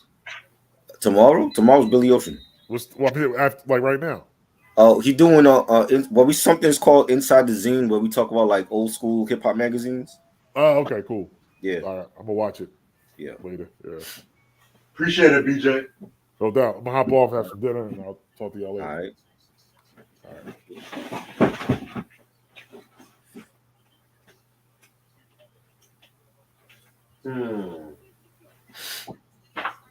Let's see. Let's see.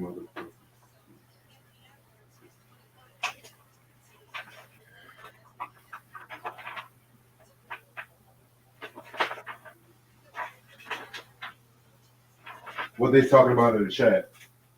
Not a damn thing.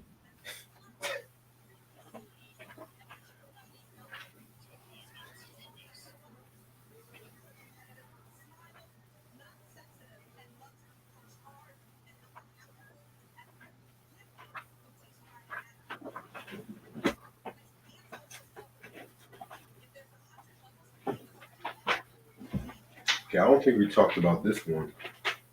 Let me pull it out. Hold on.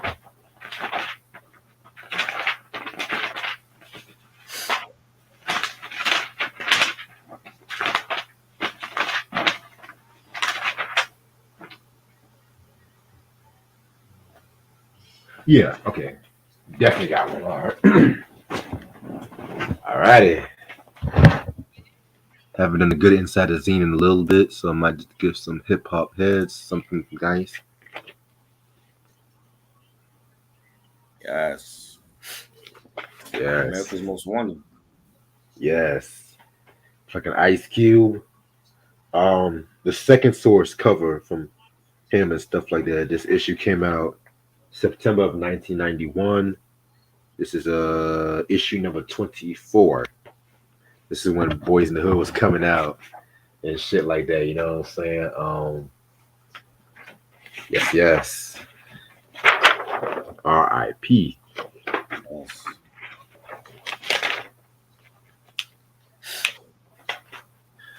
Huh.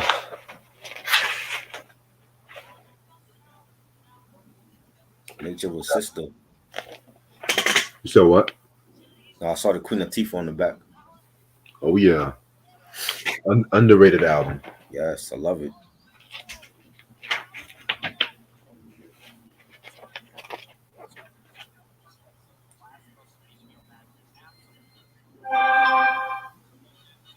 Shit. Okay, so they got the source charts and stuff like that. Top albums of that time. Number one, NWA's Niggas for Life. Number two, Heavy D and the Boys Peaceful Journey. Great. Number three, Chubb Rock. Yeah. Yeah, you got number four, De La Soul's Dead. Number five, Dallas of Dialect, third base. These are everything right here. Almost all these albums are very good. Oh yeah.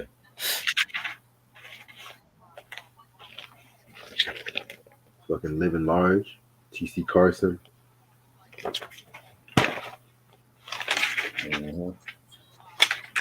I never actually seen that movie, Living Large. I saw it back in the day with it was decent, you know. I remember he was working at a laundromat.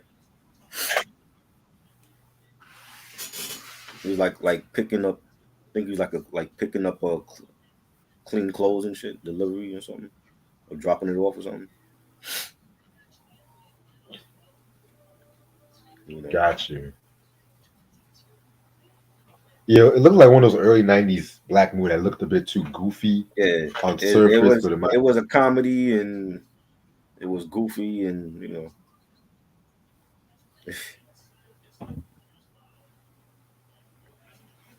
Definitely. Dutch got the hip hop quotable with OPP. Oh.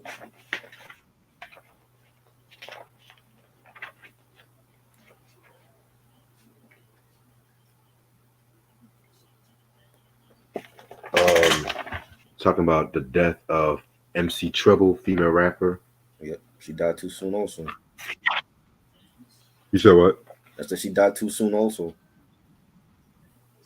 How the fuck did she die? She had a seizure in her sleep. She had a seizure where? In her sleep while she was sleeping.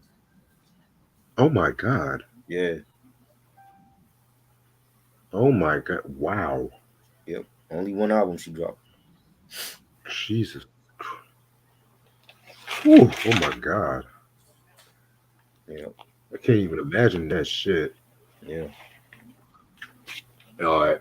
People always forget NWA's Niggas for Life was the first gangster rap album to top the Billboard Top Pop chart. So yes.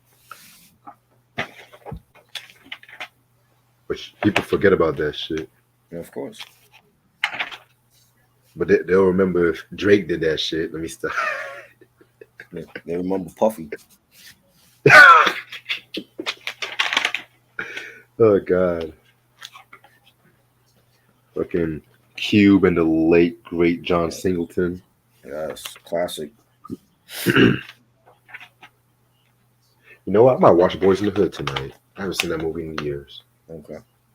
Actually, you know what? Yeah, let me see if it's on the cinema because I know that movie's not really streaming like that. But they have Love and Basketball in 2 streaming sites. Oh boy. Damn, this Hennessy is really getting to me right now. Shit. I see you something. Hey man, I had a sucky couple of days and shit. If I want to get loose, I gotta get loose, but I'm not getting too drunk. I feel you. Yeah, man. Actually, I haven't really drank like that. I haven't been drinking like that in a minute, honestly. Really? Yeah. Wow. Yeah, I haven't been drinking like that in a minute. Yeah, that's good. Wait, you said Boys in the Hood is on the Prime Network, Q? Well, I already found it on cinema, so.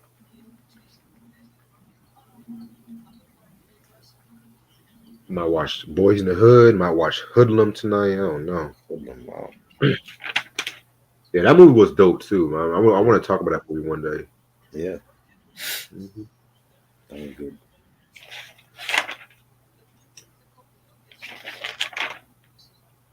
You know what's funny about Boys in the Hood? When that fucking crackhead came up to Doughboy, you got to blow? The motherfucker like, get the fuck out my face. Fuck out my face. Oh, Lord have mercy, man. Get your daughter out the street. My favorite scene. What punk? What fool? Yeah. Mark. Right. And then drives off. Like, okay, fucking Trey looked like he was shook. Shit. Yeah, if that was me, I was like, well, if you're man enough to pull up on me, man enough to pull the fucking trigger and shit. Better use it. Don't let me have to use it on you. Better use it if you're gonna pull it out. I was like, if you're man enough to come up to me, man enough to pull the damn trigger, nigga, what the fuck are all this shit? Right. Fuck is a mark, nigga. Okay. Like, that's always been funny, Mark. Like, do West Coast niggas still say that shit? Ask QE from the West. He probably don't even know. Like, you a Mark. Oh shit. Always messing with Q. Sounds of blackness. Sounds of blackness. What happened to them? Don't know and don't care. Okay. Never cared for them too much. Well.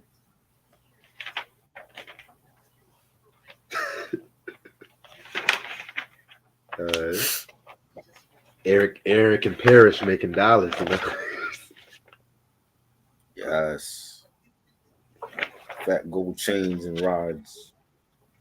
Right. All right. Got my West Coast niggas, Easy E, Tone Loc, and Mr. Ice-T himself.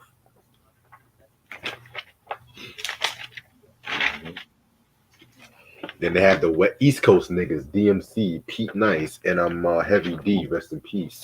Let's go. Fire. All right. My favorite part, where they rank the albums and we disagree with them. Basically. Well, the earlier Source albums, the earlier Source magazines, they actually got most of the shit together. So yeah, we'll see where it goes. Leaders of the New School, Future Without a Past. Classic. 4 mics. No, that's really 5. Definitely. I'm good with 4, 4.5. Good with 4? See, I like the first one more than the second one. I like the second one more than the first one. Oh boy. That double review, man, gonna be intense. Yeah. I'm telling you, the second Leaders of the New School album was Busta Rhymes coming out party and shit. You didn't feel like that on the first one? Yeah, because the first one was more, it was an equal balance between Busta and Charlie Brown. Yeah. And shit like that. But then they saw Busta's potential, and that was when Busta was like, classic, like that kind of shit. You know what I'm saying? But at the same time, I'm not mad if you think it's 5 mics. They're both good albums though. But I'm a dark nigga. I like the darker shit more if it's good. Okay.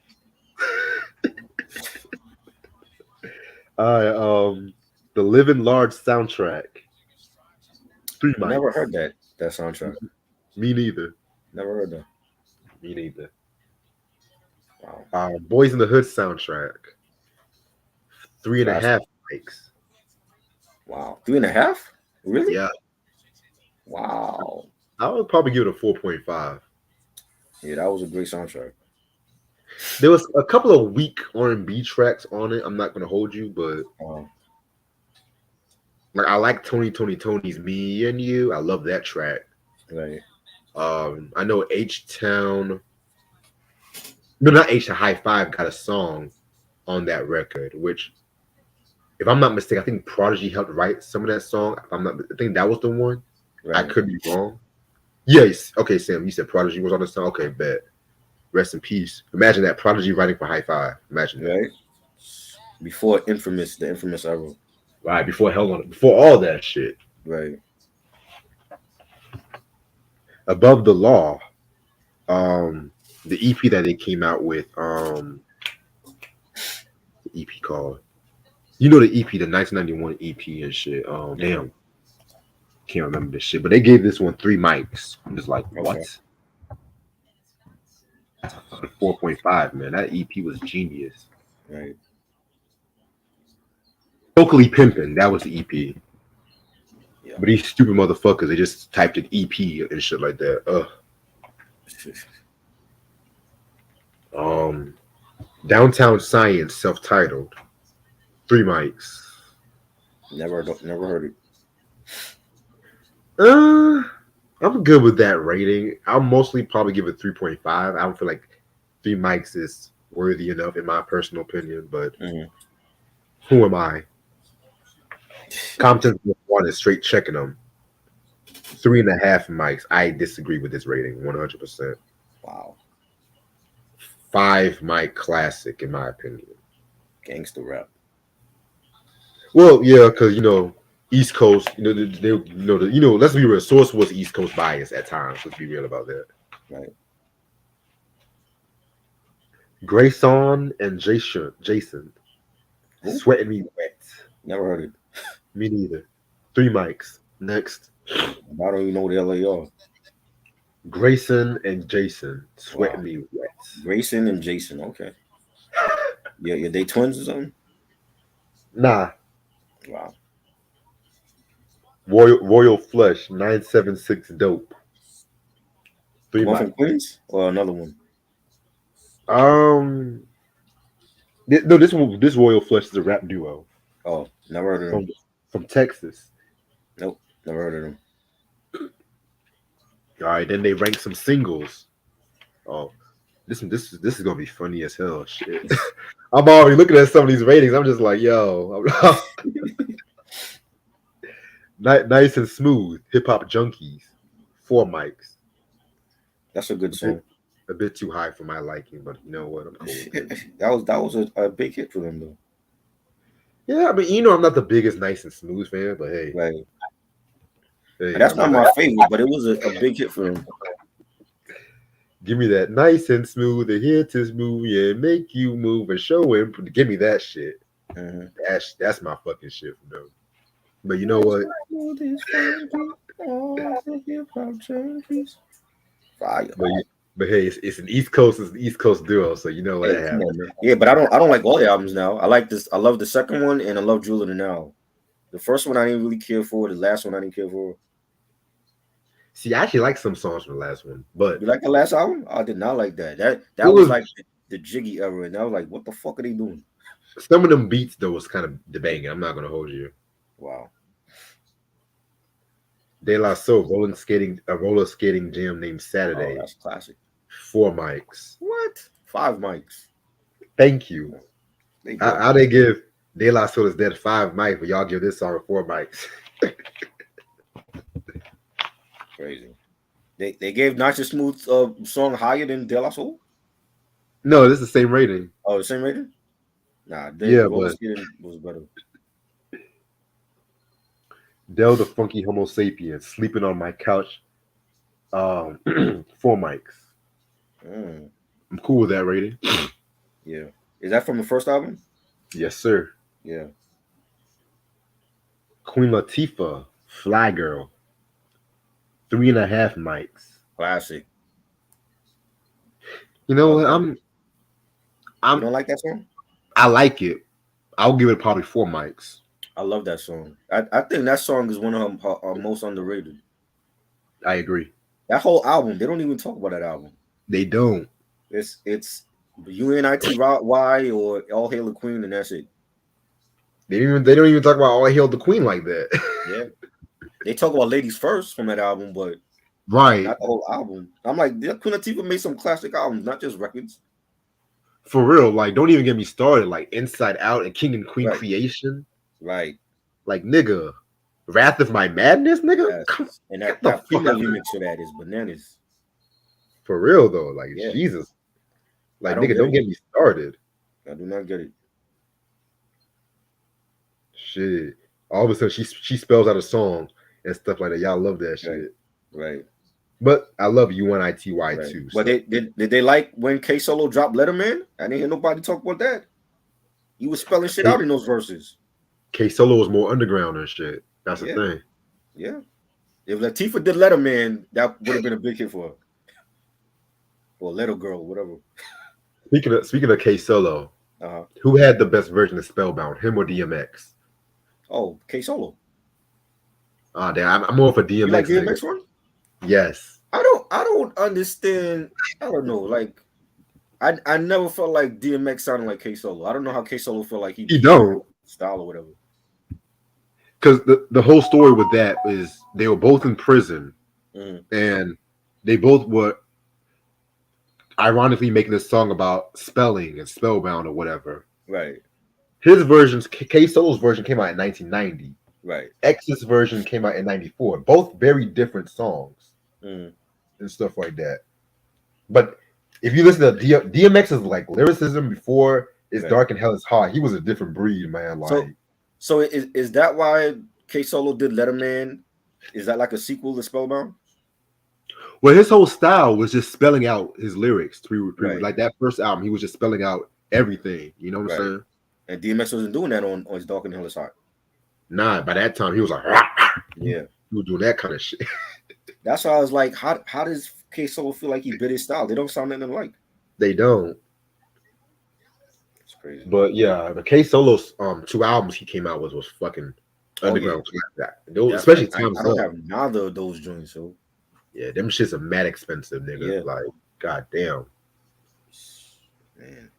All right, Biz Marquee, what comes around goes around. Fire. 3.5 mics. Love Disagree. that joint. 5 mics. Definitely. What up, Kyle?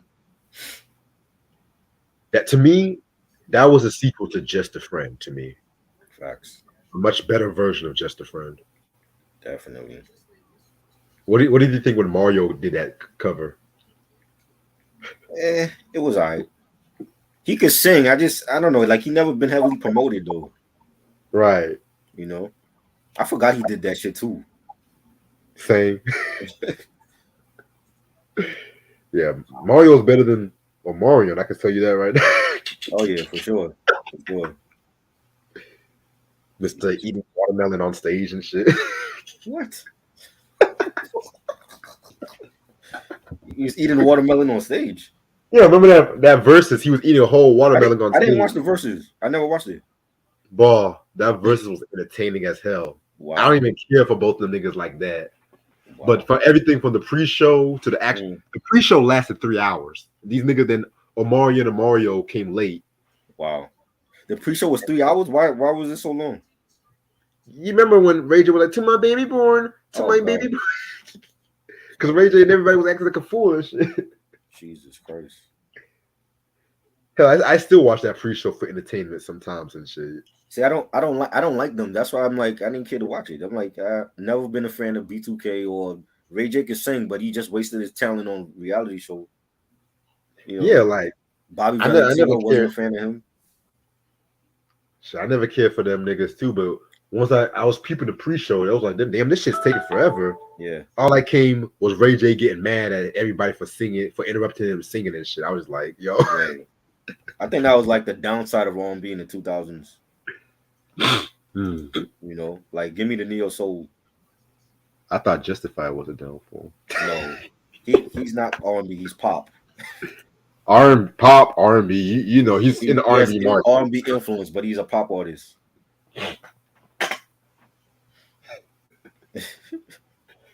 Because once Justified came out, every label wanted to find a white person who could sing R&B. They didn't want to promote the actual R&B singers and shit. So you have that white savior stake for that. I don't look at it like that.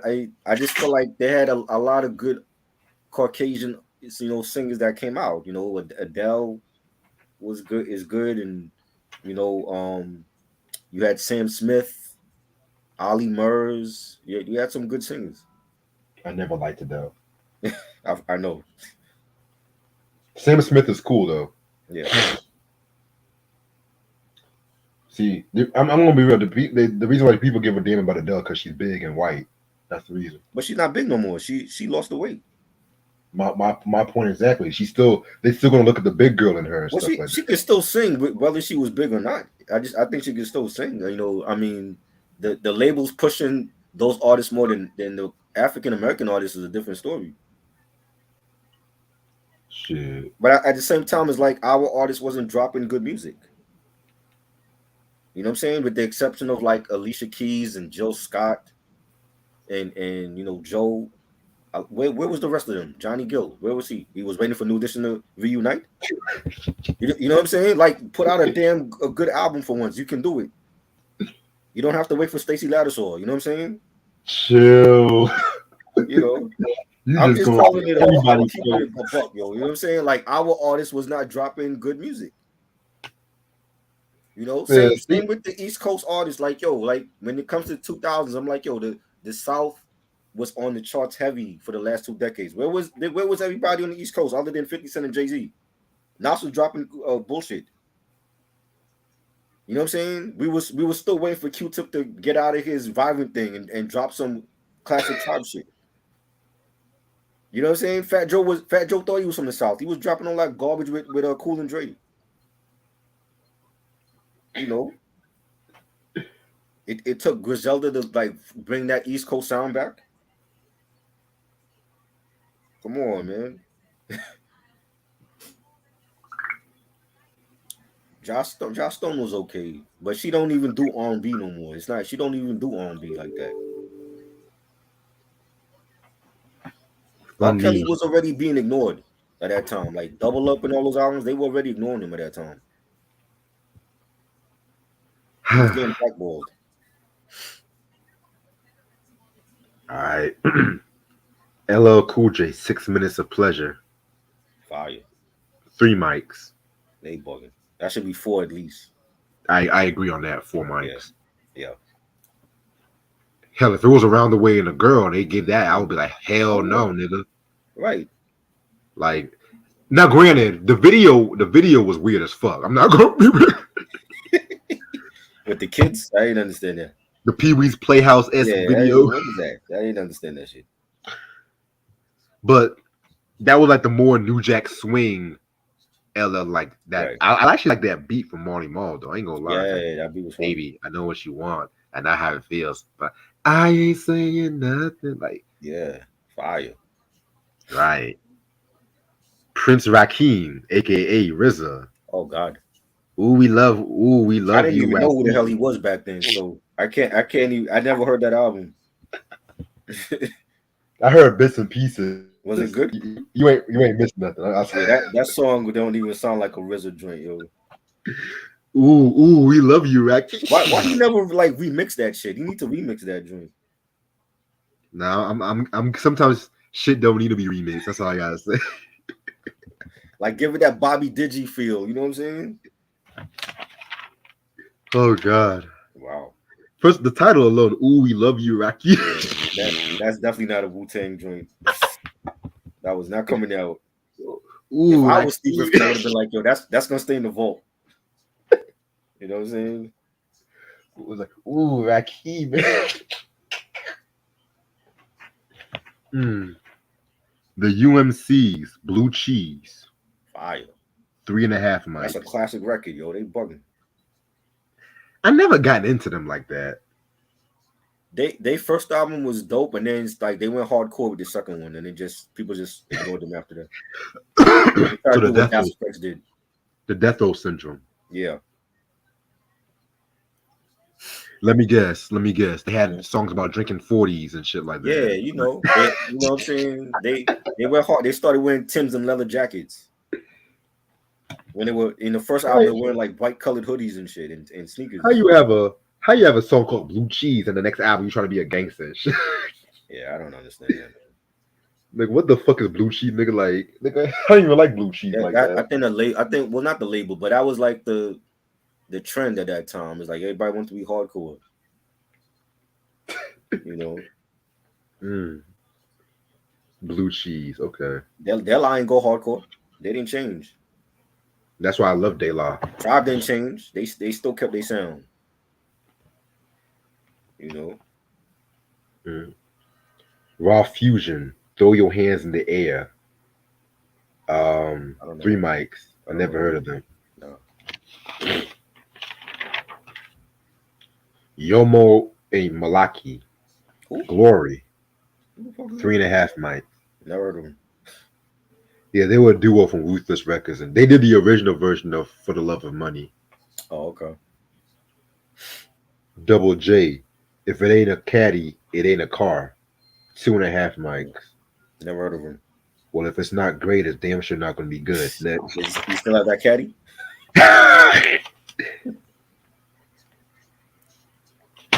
All right. What time is it? I could do another one. This one was a bit shorter and shit. I could do another one if you down. Yeah, go ahead. All right. John B wasn't dropping nothing good in the 2000s either.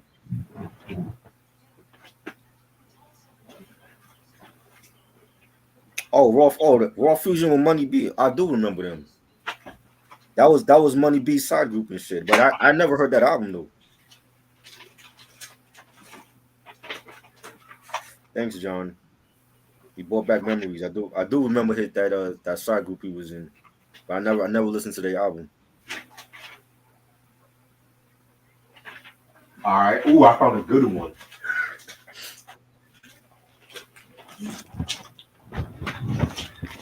Hey. My nigga John Dixon. What's happening, nigga?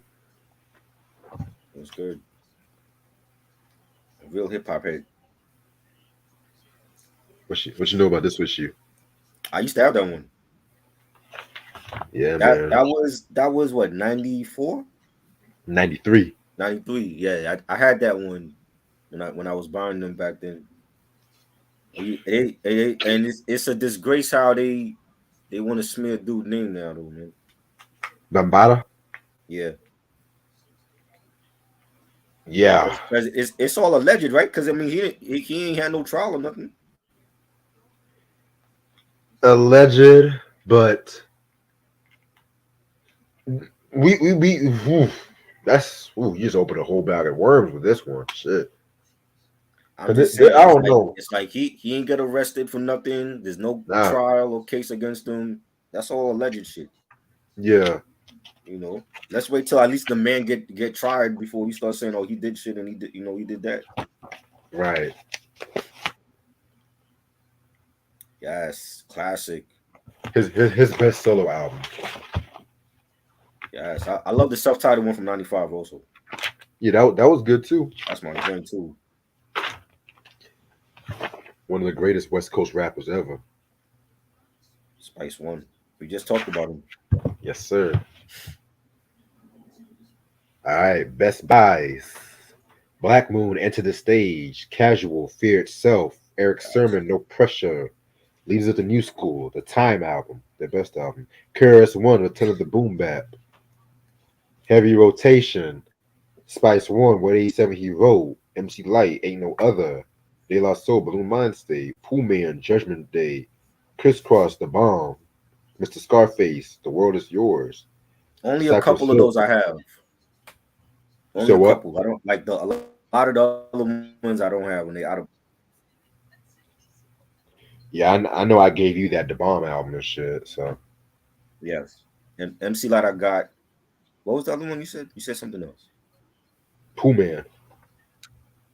No. MC Light, Crisscross. It was another album you said that I got also that you mentioned. De La Soul, Balloon Mind State. Oh yeah, De La Soul, yeah. Yeah. I've been had that though, but them other joints, I don't have none of those others. I gotta get a KRS-One joint.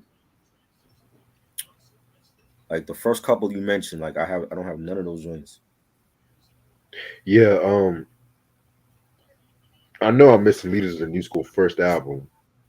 I've never really been Leaders. The first one I had on cassette, and then I ended up getting on CD. The second one I never bought because I never liked the second one though. And that's your favorite. That's my favorite, yes. And the first one is my favorite. I love the first album. Cause that reminds me of like being in junior high, like sixth grade. I think I was in 7th grade when that came out.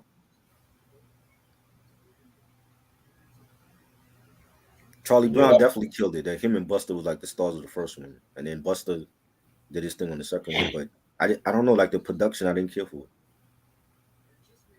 Yeah, I hear your point because you're not the only one that said that time album wasn't as good Right. and stuff like that too, because one could say they did go a little bit of the Death Row syndrome with that record, but at the same time, Leaders of the New School, even with their first album, they've always been in the class by itself. Like they were influenced by the native tongues, but at the same time, they still had that early hip hop block party is kind of vibe to their music and shit, you know, just with the back and forth kind of rhymes like Cold Crush Brothers.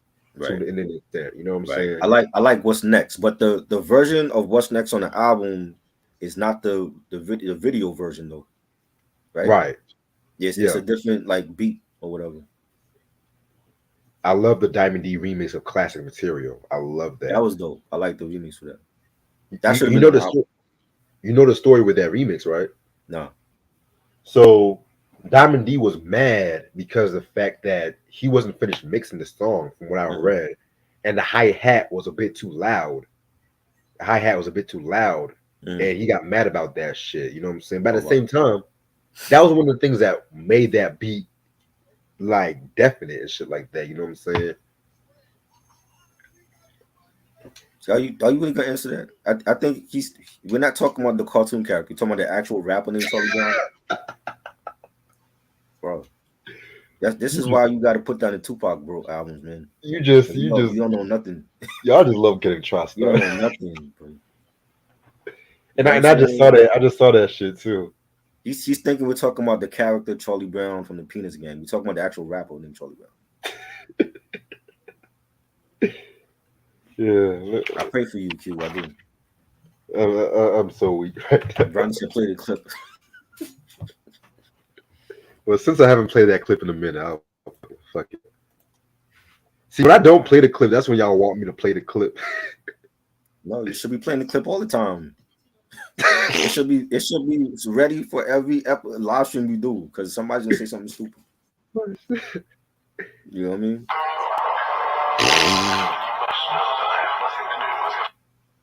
Lord have mercy, y'all. Man, y'all just have me rolling tonight. Let me stop, man. Because I'm looking at myself like, why are you talking about Charlie Brown the cartoon for?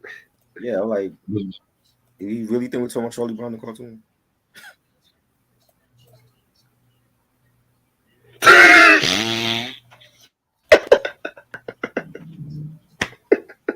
That's the only Charlie Brown you know? That's sad. That's very sad. Okay. So if we talk about MF Doom, you're gonna be thinking we talking about the Marvel character?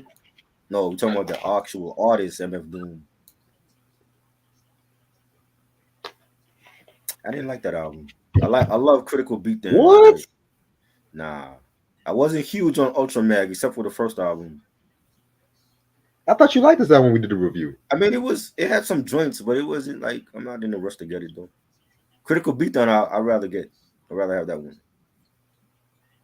Understandable, but this album to me, man, it's hard to pick my favorite album because I even like Funk Your Head Up, honestly. You like that one? That one was very underrated. Shit, they went a bit.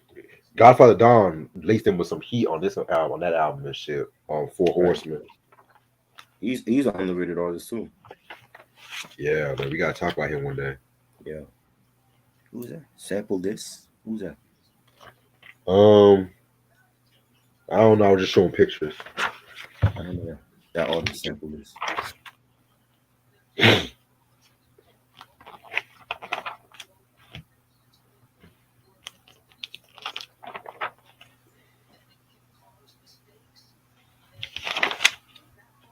Oh, this is a dope picture of Snoop. The cross colors joint, yeah. They were him and Dre was like modeling a lot of their stuff back then.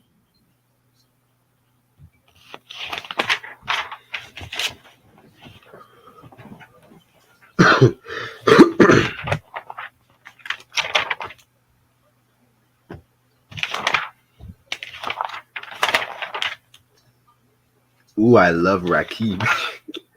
Oh wow.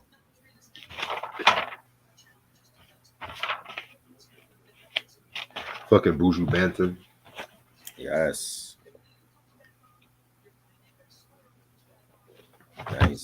That was Voice of Jamaica. That was around that time. Classic album. Yes. One of my favorites.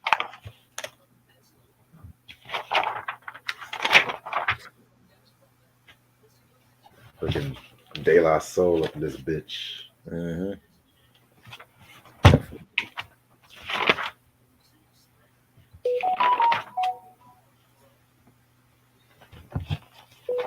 This is hip hop history right here. Yes. Flash, Cool Herc, and Bambaataa. Mm-hmm. For sure. Like I told y'all, man, when it comes to me, when the hip hop, I love me some early 80s hip hop. Same. It just doesn't get discussed enough. Like hip hop did not just start with the Chronic and ended when Tupac and Biggie died. Right. Oh shit. All right, this is all the issues of the source up to this point. Mm-hmm. Back in the day, as y'all can see, Right. it started off as a newsletter and shit like that too. Yeah. I pretty much have almost all these ones, but I need to get some of these earlier source albums, like the one from the 80s, but them shits go for a stupid amount of money. Yeah. Like well, I'm telling you, when I get my own fucking place and shit, I'm gonna have all my source magazines on a fucking wall and shit like that too. You know what I'm saying? I think the first one I ever bought was the summer issue in '92, where they talked about like the upcoming albums coming out that summer. Yeah. Redman first album and EPMD Business Number Personal. You had Yo Yo with Black Pearl. That was like the first issue I ever bought, and then like everyone after '92.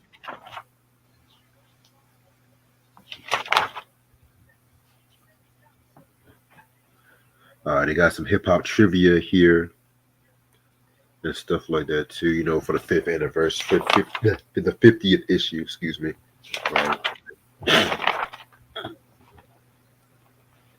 Kumo D. Yeah. Oh boy. Yeah, this album. That's the joint. Album cover's nice. I like the album cover. Yeah, the album cover's dope. Yeah.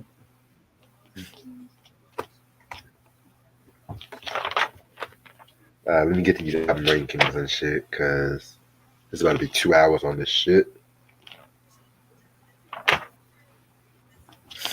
So that's what we came here for, right? Right. That's what we came here for. All right. Black Moon, Enter the Stage. 4 Mike. No, they got it wrong. 5 Mike. 5 Mike. 5 Mike album.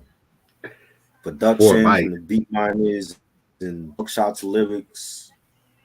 So many bangers after banger. How many MCs and who got the props? Buck 'em down. Come on, man. That's a 5 Mike album. All time classic. That's one that I don't have. I'm surprised I don't have that one. I need that one. But you know what it is? Because they put out the reissue with like the bonus, the remixes and stuff, and the reissue sound like shit. I heard. You heard it before, right? No, I heard the reissue sounded like shit. Yo, the reissue sound like crap. I've heard the reissue. It sound like it's like you might as well just get the OG version and just skip the remixes and all that. The OG sound like crap. And I love Duck Down, I love Black Moon, but they got to come out with another version of Enter the Stage because I would love to have the remixes and the instrumentals and all that, but they got to come out with a different version. That reissue is terrible. Like spend some money on getting that remastered properly. You know what I'm saying? Mm-hmm. You know what's crazy about that album? When that album first came out, it wasn't really promoted that much, and Nervous Records was screwing them out their money. So they pretty much broke up. Well, took a hiatus, like maybe like 94-ish, but they still owe Nervous another album. So that's when Nervous came out with that Digging in the Vaults record. Right. I mean, they promoted it over here. I saw the stickers and the posters everywhere for who got the props and all that. You know what I'm saying? But yeah, if you have the OG copy, then hold on to that now because they need to re-release that again. I've never heard of remaster that sound worse than the OG copy. You know what I'm saying? Like the volume was Right. very low on it. It sounded like the like fuzzy at times. I'm like, what the hell is this? Is a remaster? Y'all got to go to like a go to Dre. Let Dre remaster that for them. Somebody because they that was not good.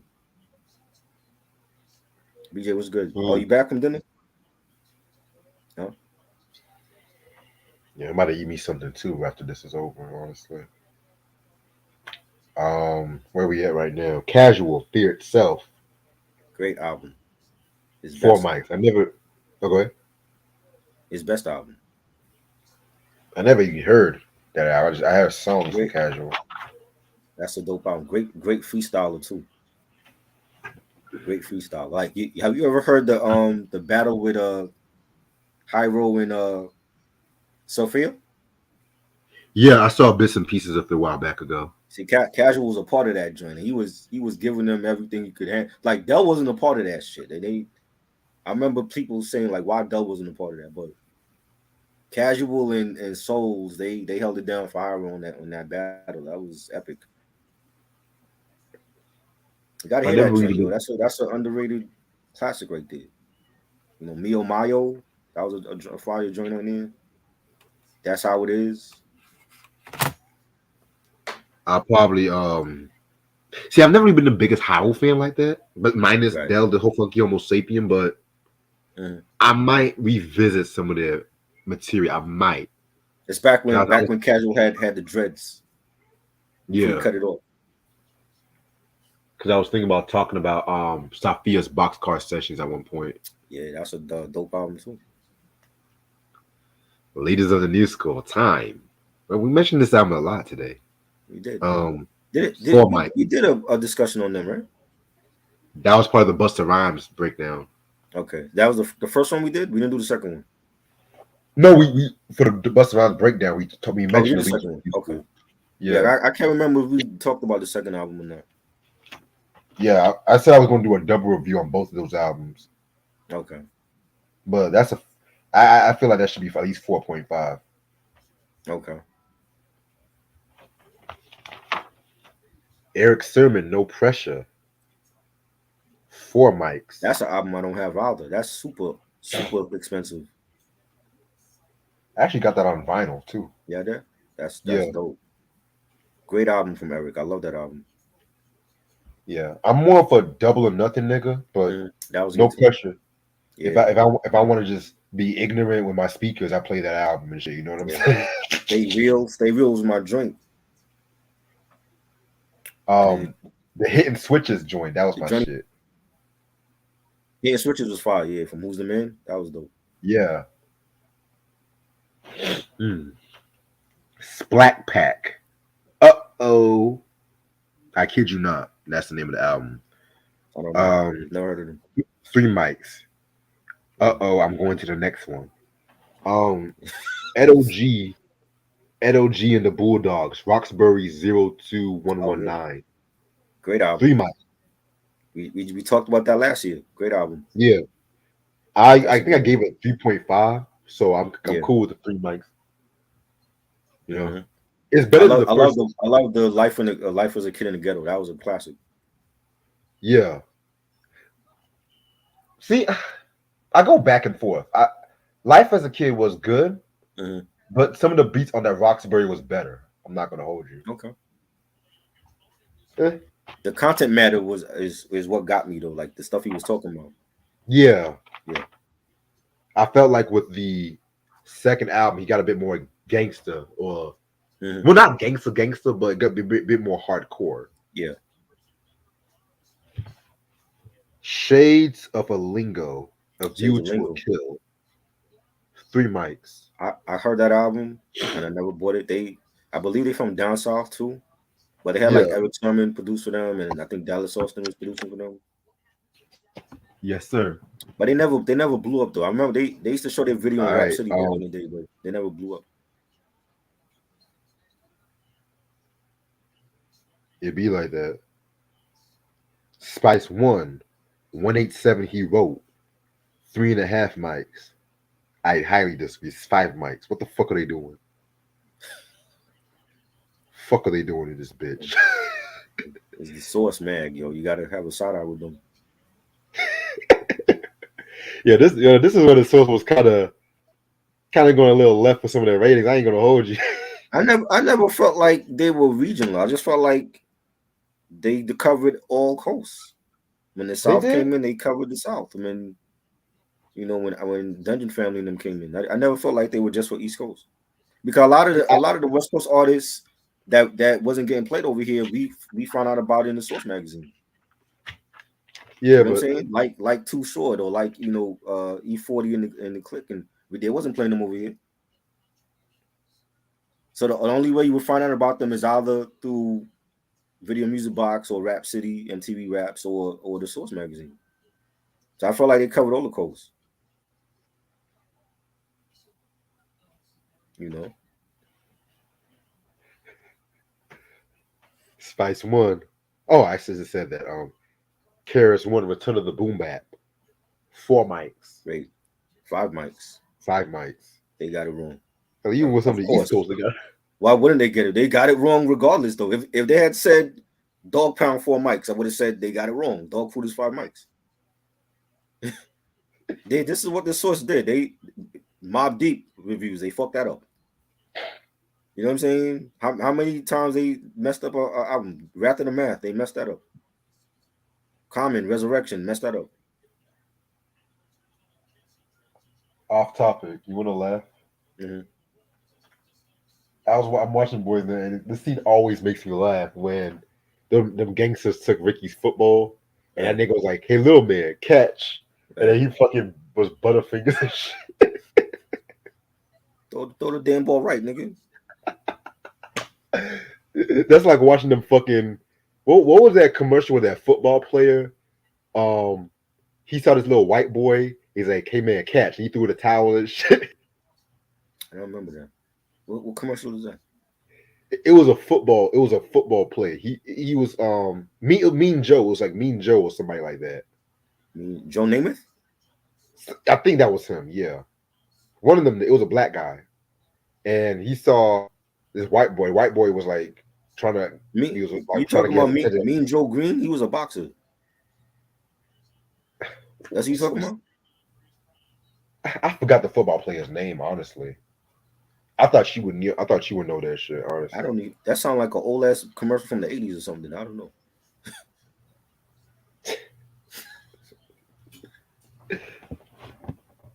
Wait, you were born in '87, right? 78. Oh, excuse me. 78. Who was 87 that you know? It was somebody from '80. Well, actually, no, I just rearranged the numbers together. I guess I don't know. Yeah. Look at me trying to make you younger and shit. Mike said you think you know what you're talking about. I don't know the what year was that commercial? It was a Coke commercial. Yeah, Mike. It was a Coke commercial. With who? Let me see if I can find it on YouTube. Is he dead? Hold on. If I show it to you, will know. Okay. Can you show it, or are they gonna give you a strike? It's a commercial. I mean, yeah, I can but show it's still like Coke and Pepsi. I don't know if you can show it. I showed worse. I showed worse. If I can find it. Yeah, Mean Joe Green. Yes. Yes, he's a boxer. Yeah, but he was dressed up as a football player. Oh, why? That's weird. I thought Mean Joe Green was a boxer, yo. Maybe he was a football player. He's before my time. He looks like a linebacker. Yeah. Well, you know, Coke will make nigga do anything, honestly. No pun intended. Coke can make you dance like Michael. You know what I'm saying? Or probably make you twerk like Miley Cyrus, or think that you're twerking and shit. Right. Oh, Jesus. Okay. That's pretty much everything on the Source magazine. That's it. No singles. There's no singles on it. Oh, the Sure Shot single. I forgot. Yeah. All right, Sure Shot singles. J. Rue the Damager, Come Clean. Great. Tribe Called Quest, Oh My God. Scarface, Now I Feel Ya. And Tense, Raise the Levels of the Boom. Mm. J-Woo, that single was crazy. I still bump Come Clean to this day. Yeah. Yeah, that Primo beat, man. That's a Primo beat. That's like a Yes. top 5 contender. Like the African kind of rhythm with them Mm-hmm. drums. Mm-hmm. Even the sample he found was crazy as hell. Definitely.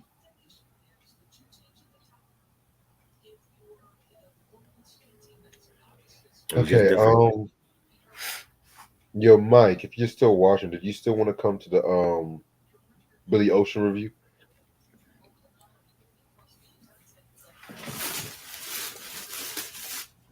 Billy Ocean. He got it ready Billy too. Ocean. He got it ready.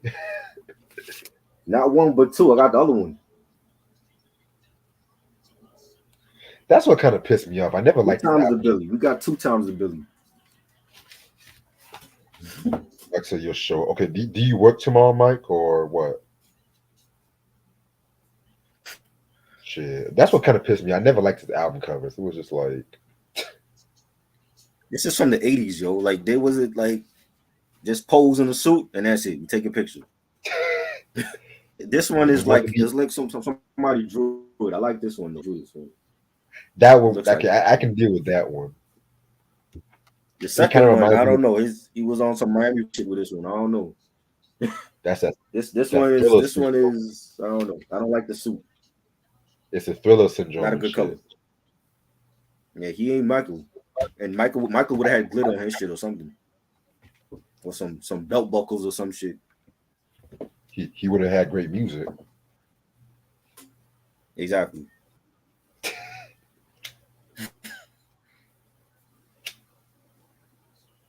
What time are we doing it tomorrow? What time is the review? What time are you free? Because I can work around your time as well too. Because I still got to do some laundry tonight before I go over to Aisha's and shit.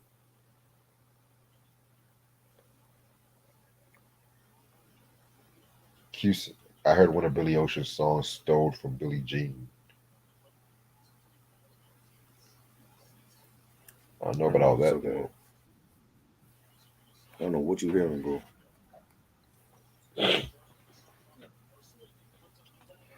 I do got to get my top R&B list together. I had to redo my fucking list like 3 times. Oh boy. See how hard it is? You thought it was gonna be easy. Yeah, because with the hip hop list, I upped that to 150 because this is primarily a hip hop channel and shit Right. like that. And I go above and beyond for hip hop, but R&B, I want to do a little challenge. Mm. Some motherfuckers might not make it. I gotta say, Yeah, everybody ain't making it.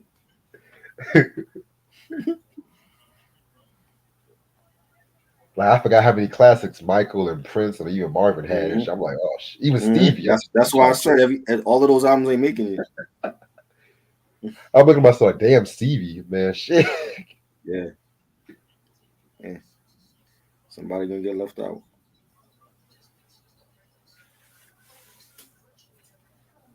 I'm gonna stay on for about 5 more minutes. I'm about to do my meditations for the night. Ever since I started meditating, I've been kind of calmer lately. Well, that's good. Keyword You should kind do of. it then.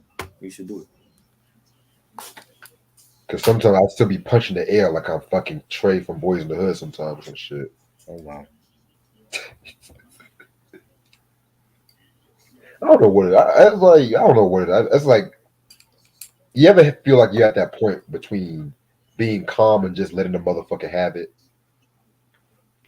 Hey, you let them have it, then do it.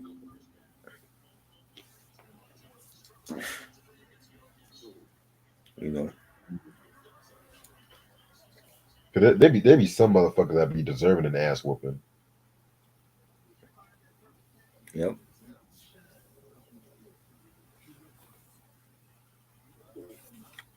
Like one time, I got so fucking mad. One time, I had to try so hard to hold it. So one time, I went in the bathroom.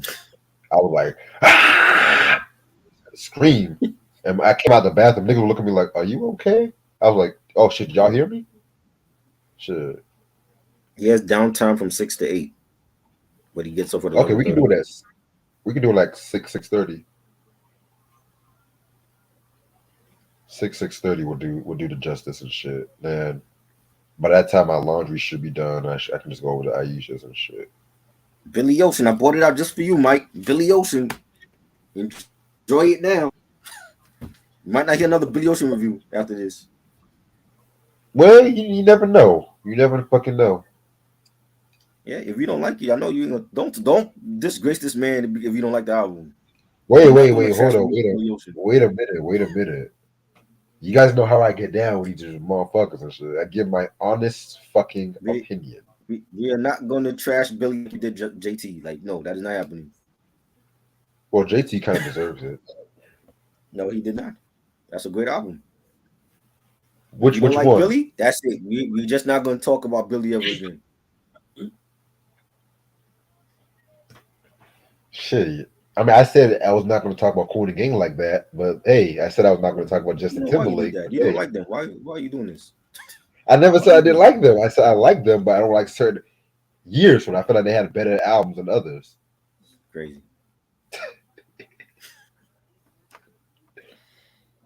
That's like see that's the thing about me. When I review these artists and when I review albums, I'm an honest motherfucker. I can like the artist, like Nas, for instance. Love Nas, but let's be real. Nas has I love some Nas. I don't want to talk about Illmatic again for the billionth time, or Jay like I said, Z for the billionth time. don't even get me started on Jay-Z. You know what Don't I'm even get me saying? started. If we talk about those artists, let's talk about their latter shit that was either mediocre or wasn't good. Well, with the exception of Nas. Nas is on a hot streak again. Jay Z is a different story, but I don't care to talk about Reasonable Doubt or Illmatic. Been there, done that. Biggie, been there, done that.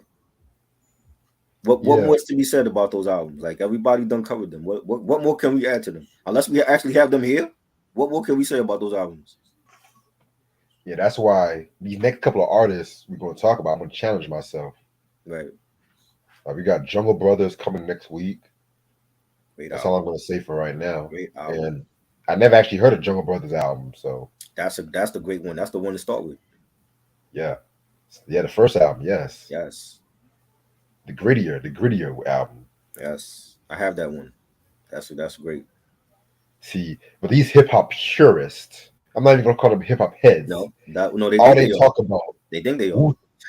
Jay Z, Nas, Pac, Biggie, Wu When Tang, people can tell me straight to my face that Dog Food is not a classic, I'm like, yeah, y'all don't know shit.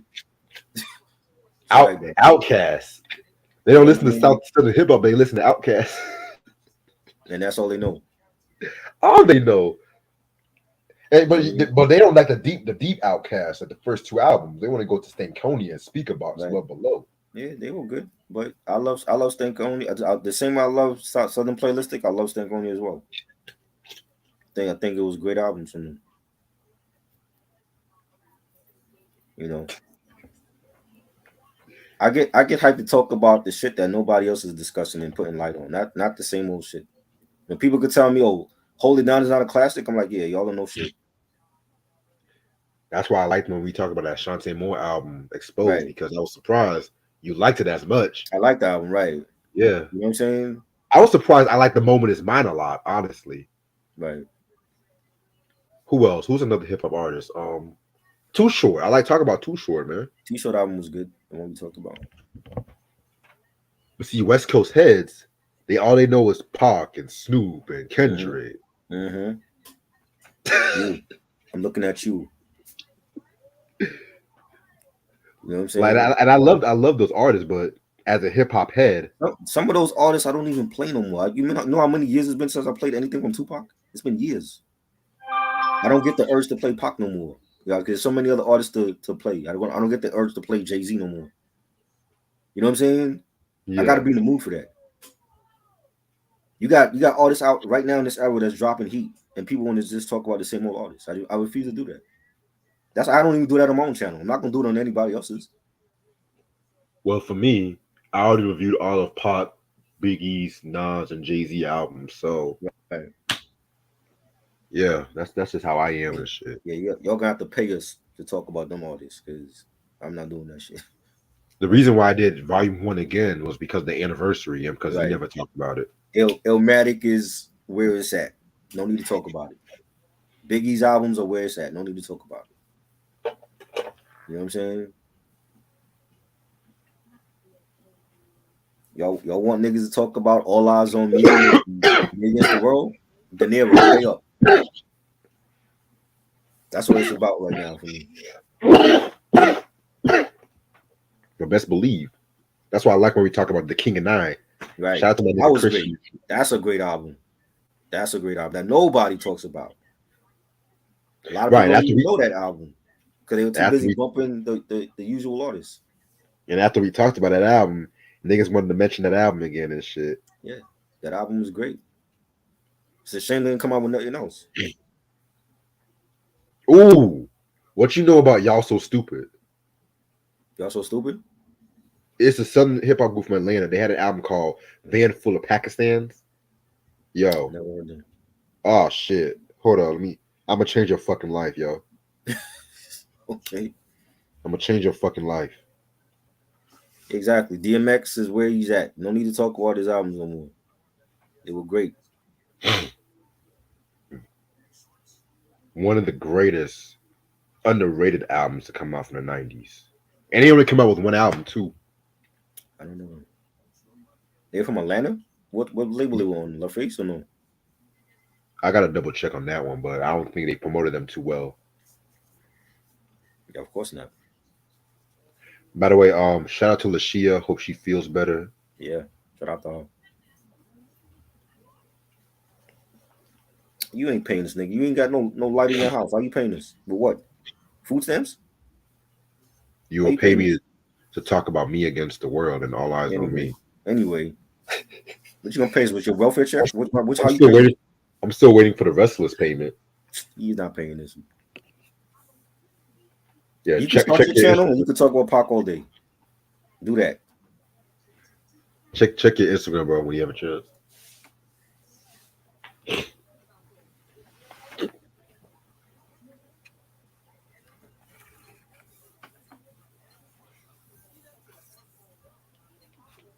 Okay. All right, I'm gonna end this off right here because I'm about to do my meditations. I gotta care about my mental health more, so excuse me, everybody. But I do have a few announcements I'm gonna make. So it just got confirmed that the Billy Ocean Suddenly review is gonna be at 6:30 p.m. tomorrow. Yes. Gotta be green. I hate that song so much. Yes. Spoiler alert, I hate that. Put some respect on this man. The great Billy Ocean. This man is still alive. Let's not wait till he dropped dead. And when that happens, we can say we were the first ones to talk about Billy Ocean. Watch everybody else start doing it. Right. But yeah, real heads know and shit. So we got Billy Ocean coming next week. This Sunday we got a Queensbridge rapper we're going to talk about and whatnot. But I'm going to keep my mouth shut on that. You know what I'm saying? Because I've been meaning to talk about this nigga for years. Oh yeah, I know. Yeah. And then the last album I'm going to do before I go on break. This one was originally supposed to have been yesterday, but I'm just like, I needed a hip hop album to balance shit out. I'm gonna give y'all a hint. I'm gonna give y'all 3 hints. It was a very popular album in the 80s. It's from one of the most iconic singers of all time, but it's not as good as the first album. That's all I'm gonna say. A singer? Do I know who it is? Yeah, I'm gonna text you it. Hold on. Did you sent me the list for next week, right? Oh no. Yeah. Okay. And this album is considered one of a popular album, but there were a couple of things. I don't want to reveal who's actually behind the album because I will easily give it away and stuff like that too. So I'm gonna keep my mouth shut. Because if I say you know who, then people gonna be like, "Oh, you talking about you know who?" But I'm not gonna be talking about you know Sam and who. Ronnie probably already guessed it. So You said what? Sam and Ronnie probably already guessed it. No. No. Oh yeah, you Because did I say haven't that. even Okay. mentioned this yet. Okay. So Which album was that? that was a sophomore album. That was right I after the don't. self-titled. Okay. Yeah. I do remember that one. I never bought it though. I thought this. I thought the second one was the other one. Which one? The black and white one? Yeah. No, that was the third one. Okay. The second one was the one where she's just smiling on the cover and shit. Okay. Wow. Yeah. That might be a very controversial. And plus, there's been a recent movie about this particular artist. So that might be a controversial review. I didn't watch the movie, so I heard it sucked anyway. Well, the movie honestly wasn't that bad, but at the same time, it was But they glossed over a lot of the shit though. it was glossed over. Yeah. But it's not as bad as All Eyes on Me, Oh, a Lifetime Aaliyah movie. It's not that bad. And I've seen bad biopics. right. You're talking to somebody that's seen The Man in the Mirror with Flex. Oh God. You know they're doing a biopic for him. It's official. Oh Jesus Christ! Antoine Fuqua is directing the film. Oh God! So Fuqua. yeah, we getting a Michael Jackson biopic, whether we like. Fuqua has some shit too. He did. No, Training Day was great though. That was a great movie. Let me guess. I bet you Jermaine Jackson gonna executive produce that shit too. Well, I would assume the family's involved somehow. I don't know who they cast. The biggest thing is who they're gonna cast as Michael. That may make or break the film, Exactly. depending on who they cast. I don't know who they casting. Who's even up So for the running? I would like to see the screen test for that. Like, who's even thinking about playing Michael in that movie?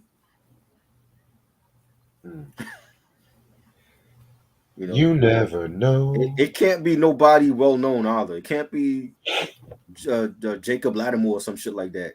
Jesus. Can you imagine? I mean, he already has that bad House Party reboot and shit.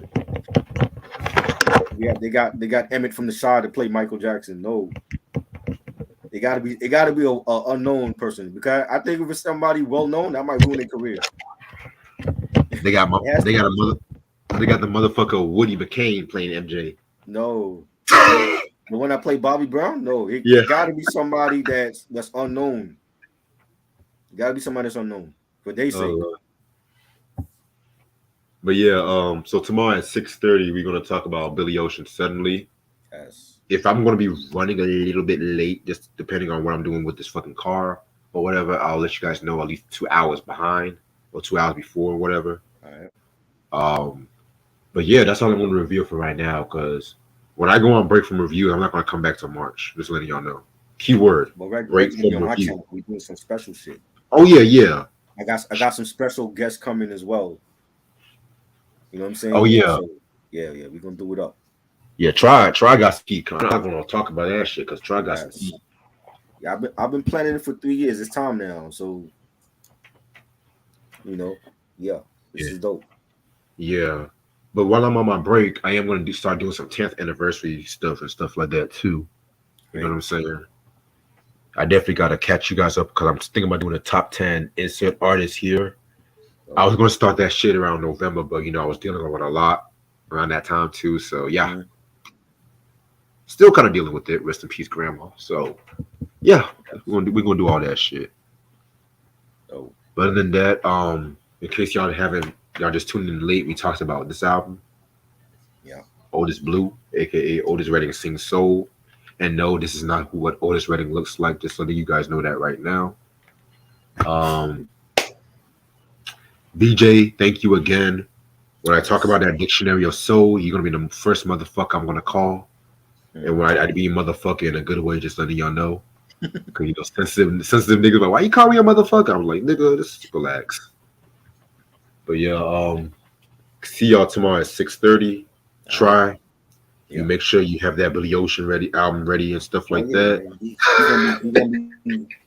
gonna be both of them. They be right here. I might have to tag Billy Ocean like, yo, we talking about your albums, bro. Gotta salute you, man. If he has Instagram, I gotta hit him up. All right, one more thing before I go. I'm gonna try to drop this CD recap video this week because I gotta reshoot one of the CD recaps right now because my phone wants to play Let's Ruin This Video right here, stuff like that too. So yeah. So I hope to see y'all tomorrow. Peace, try. Hope y'all have a good night. All right.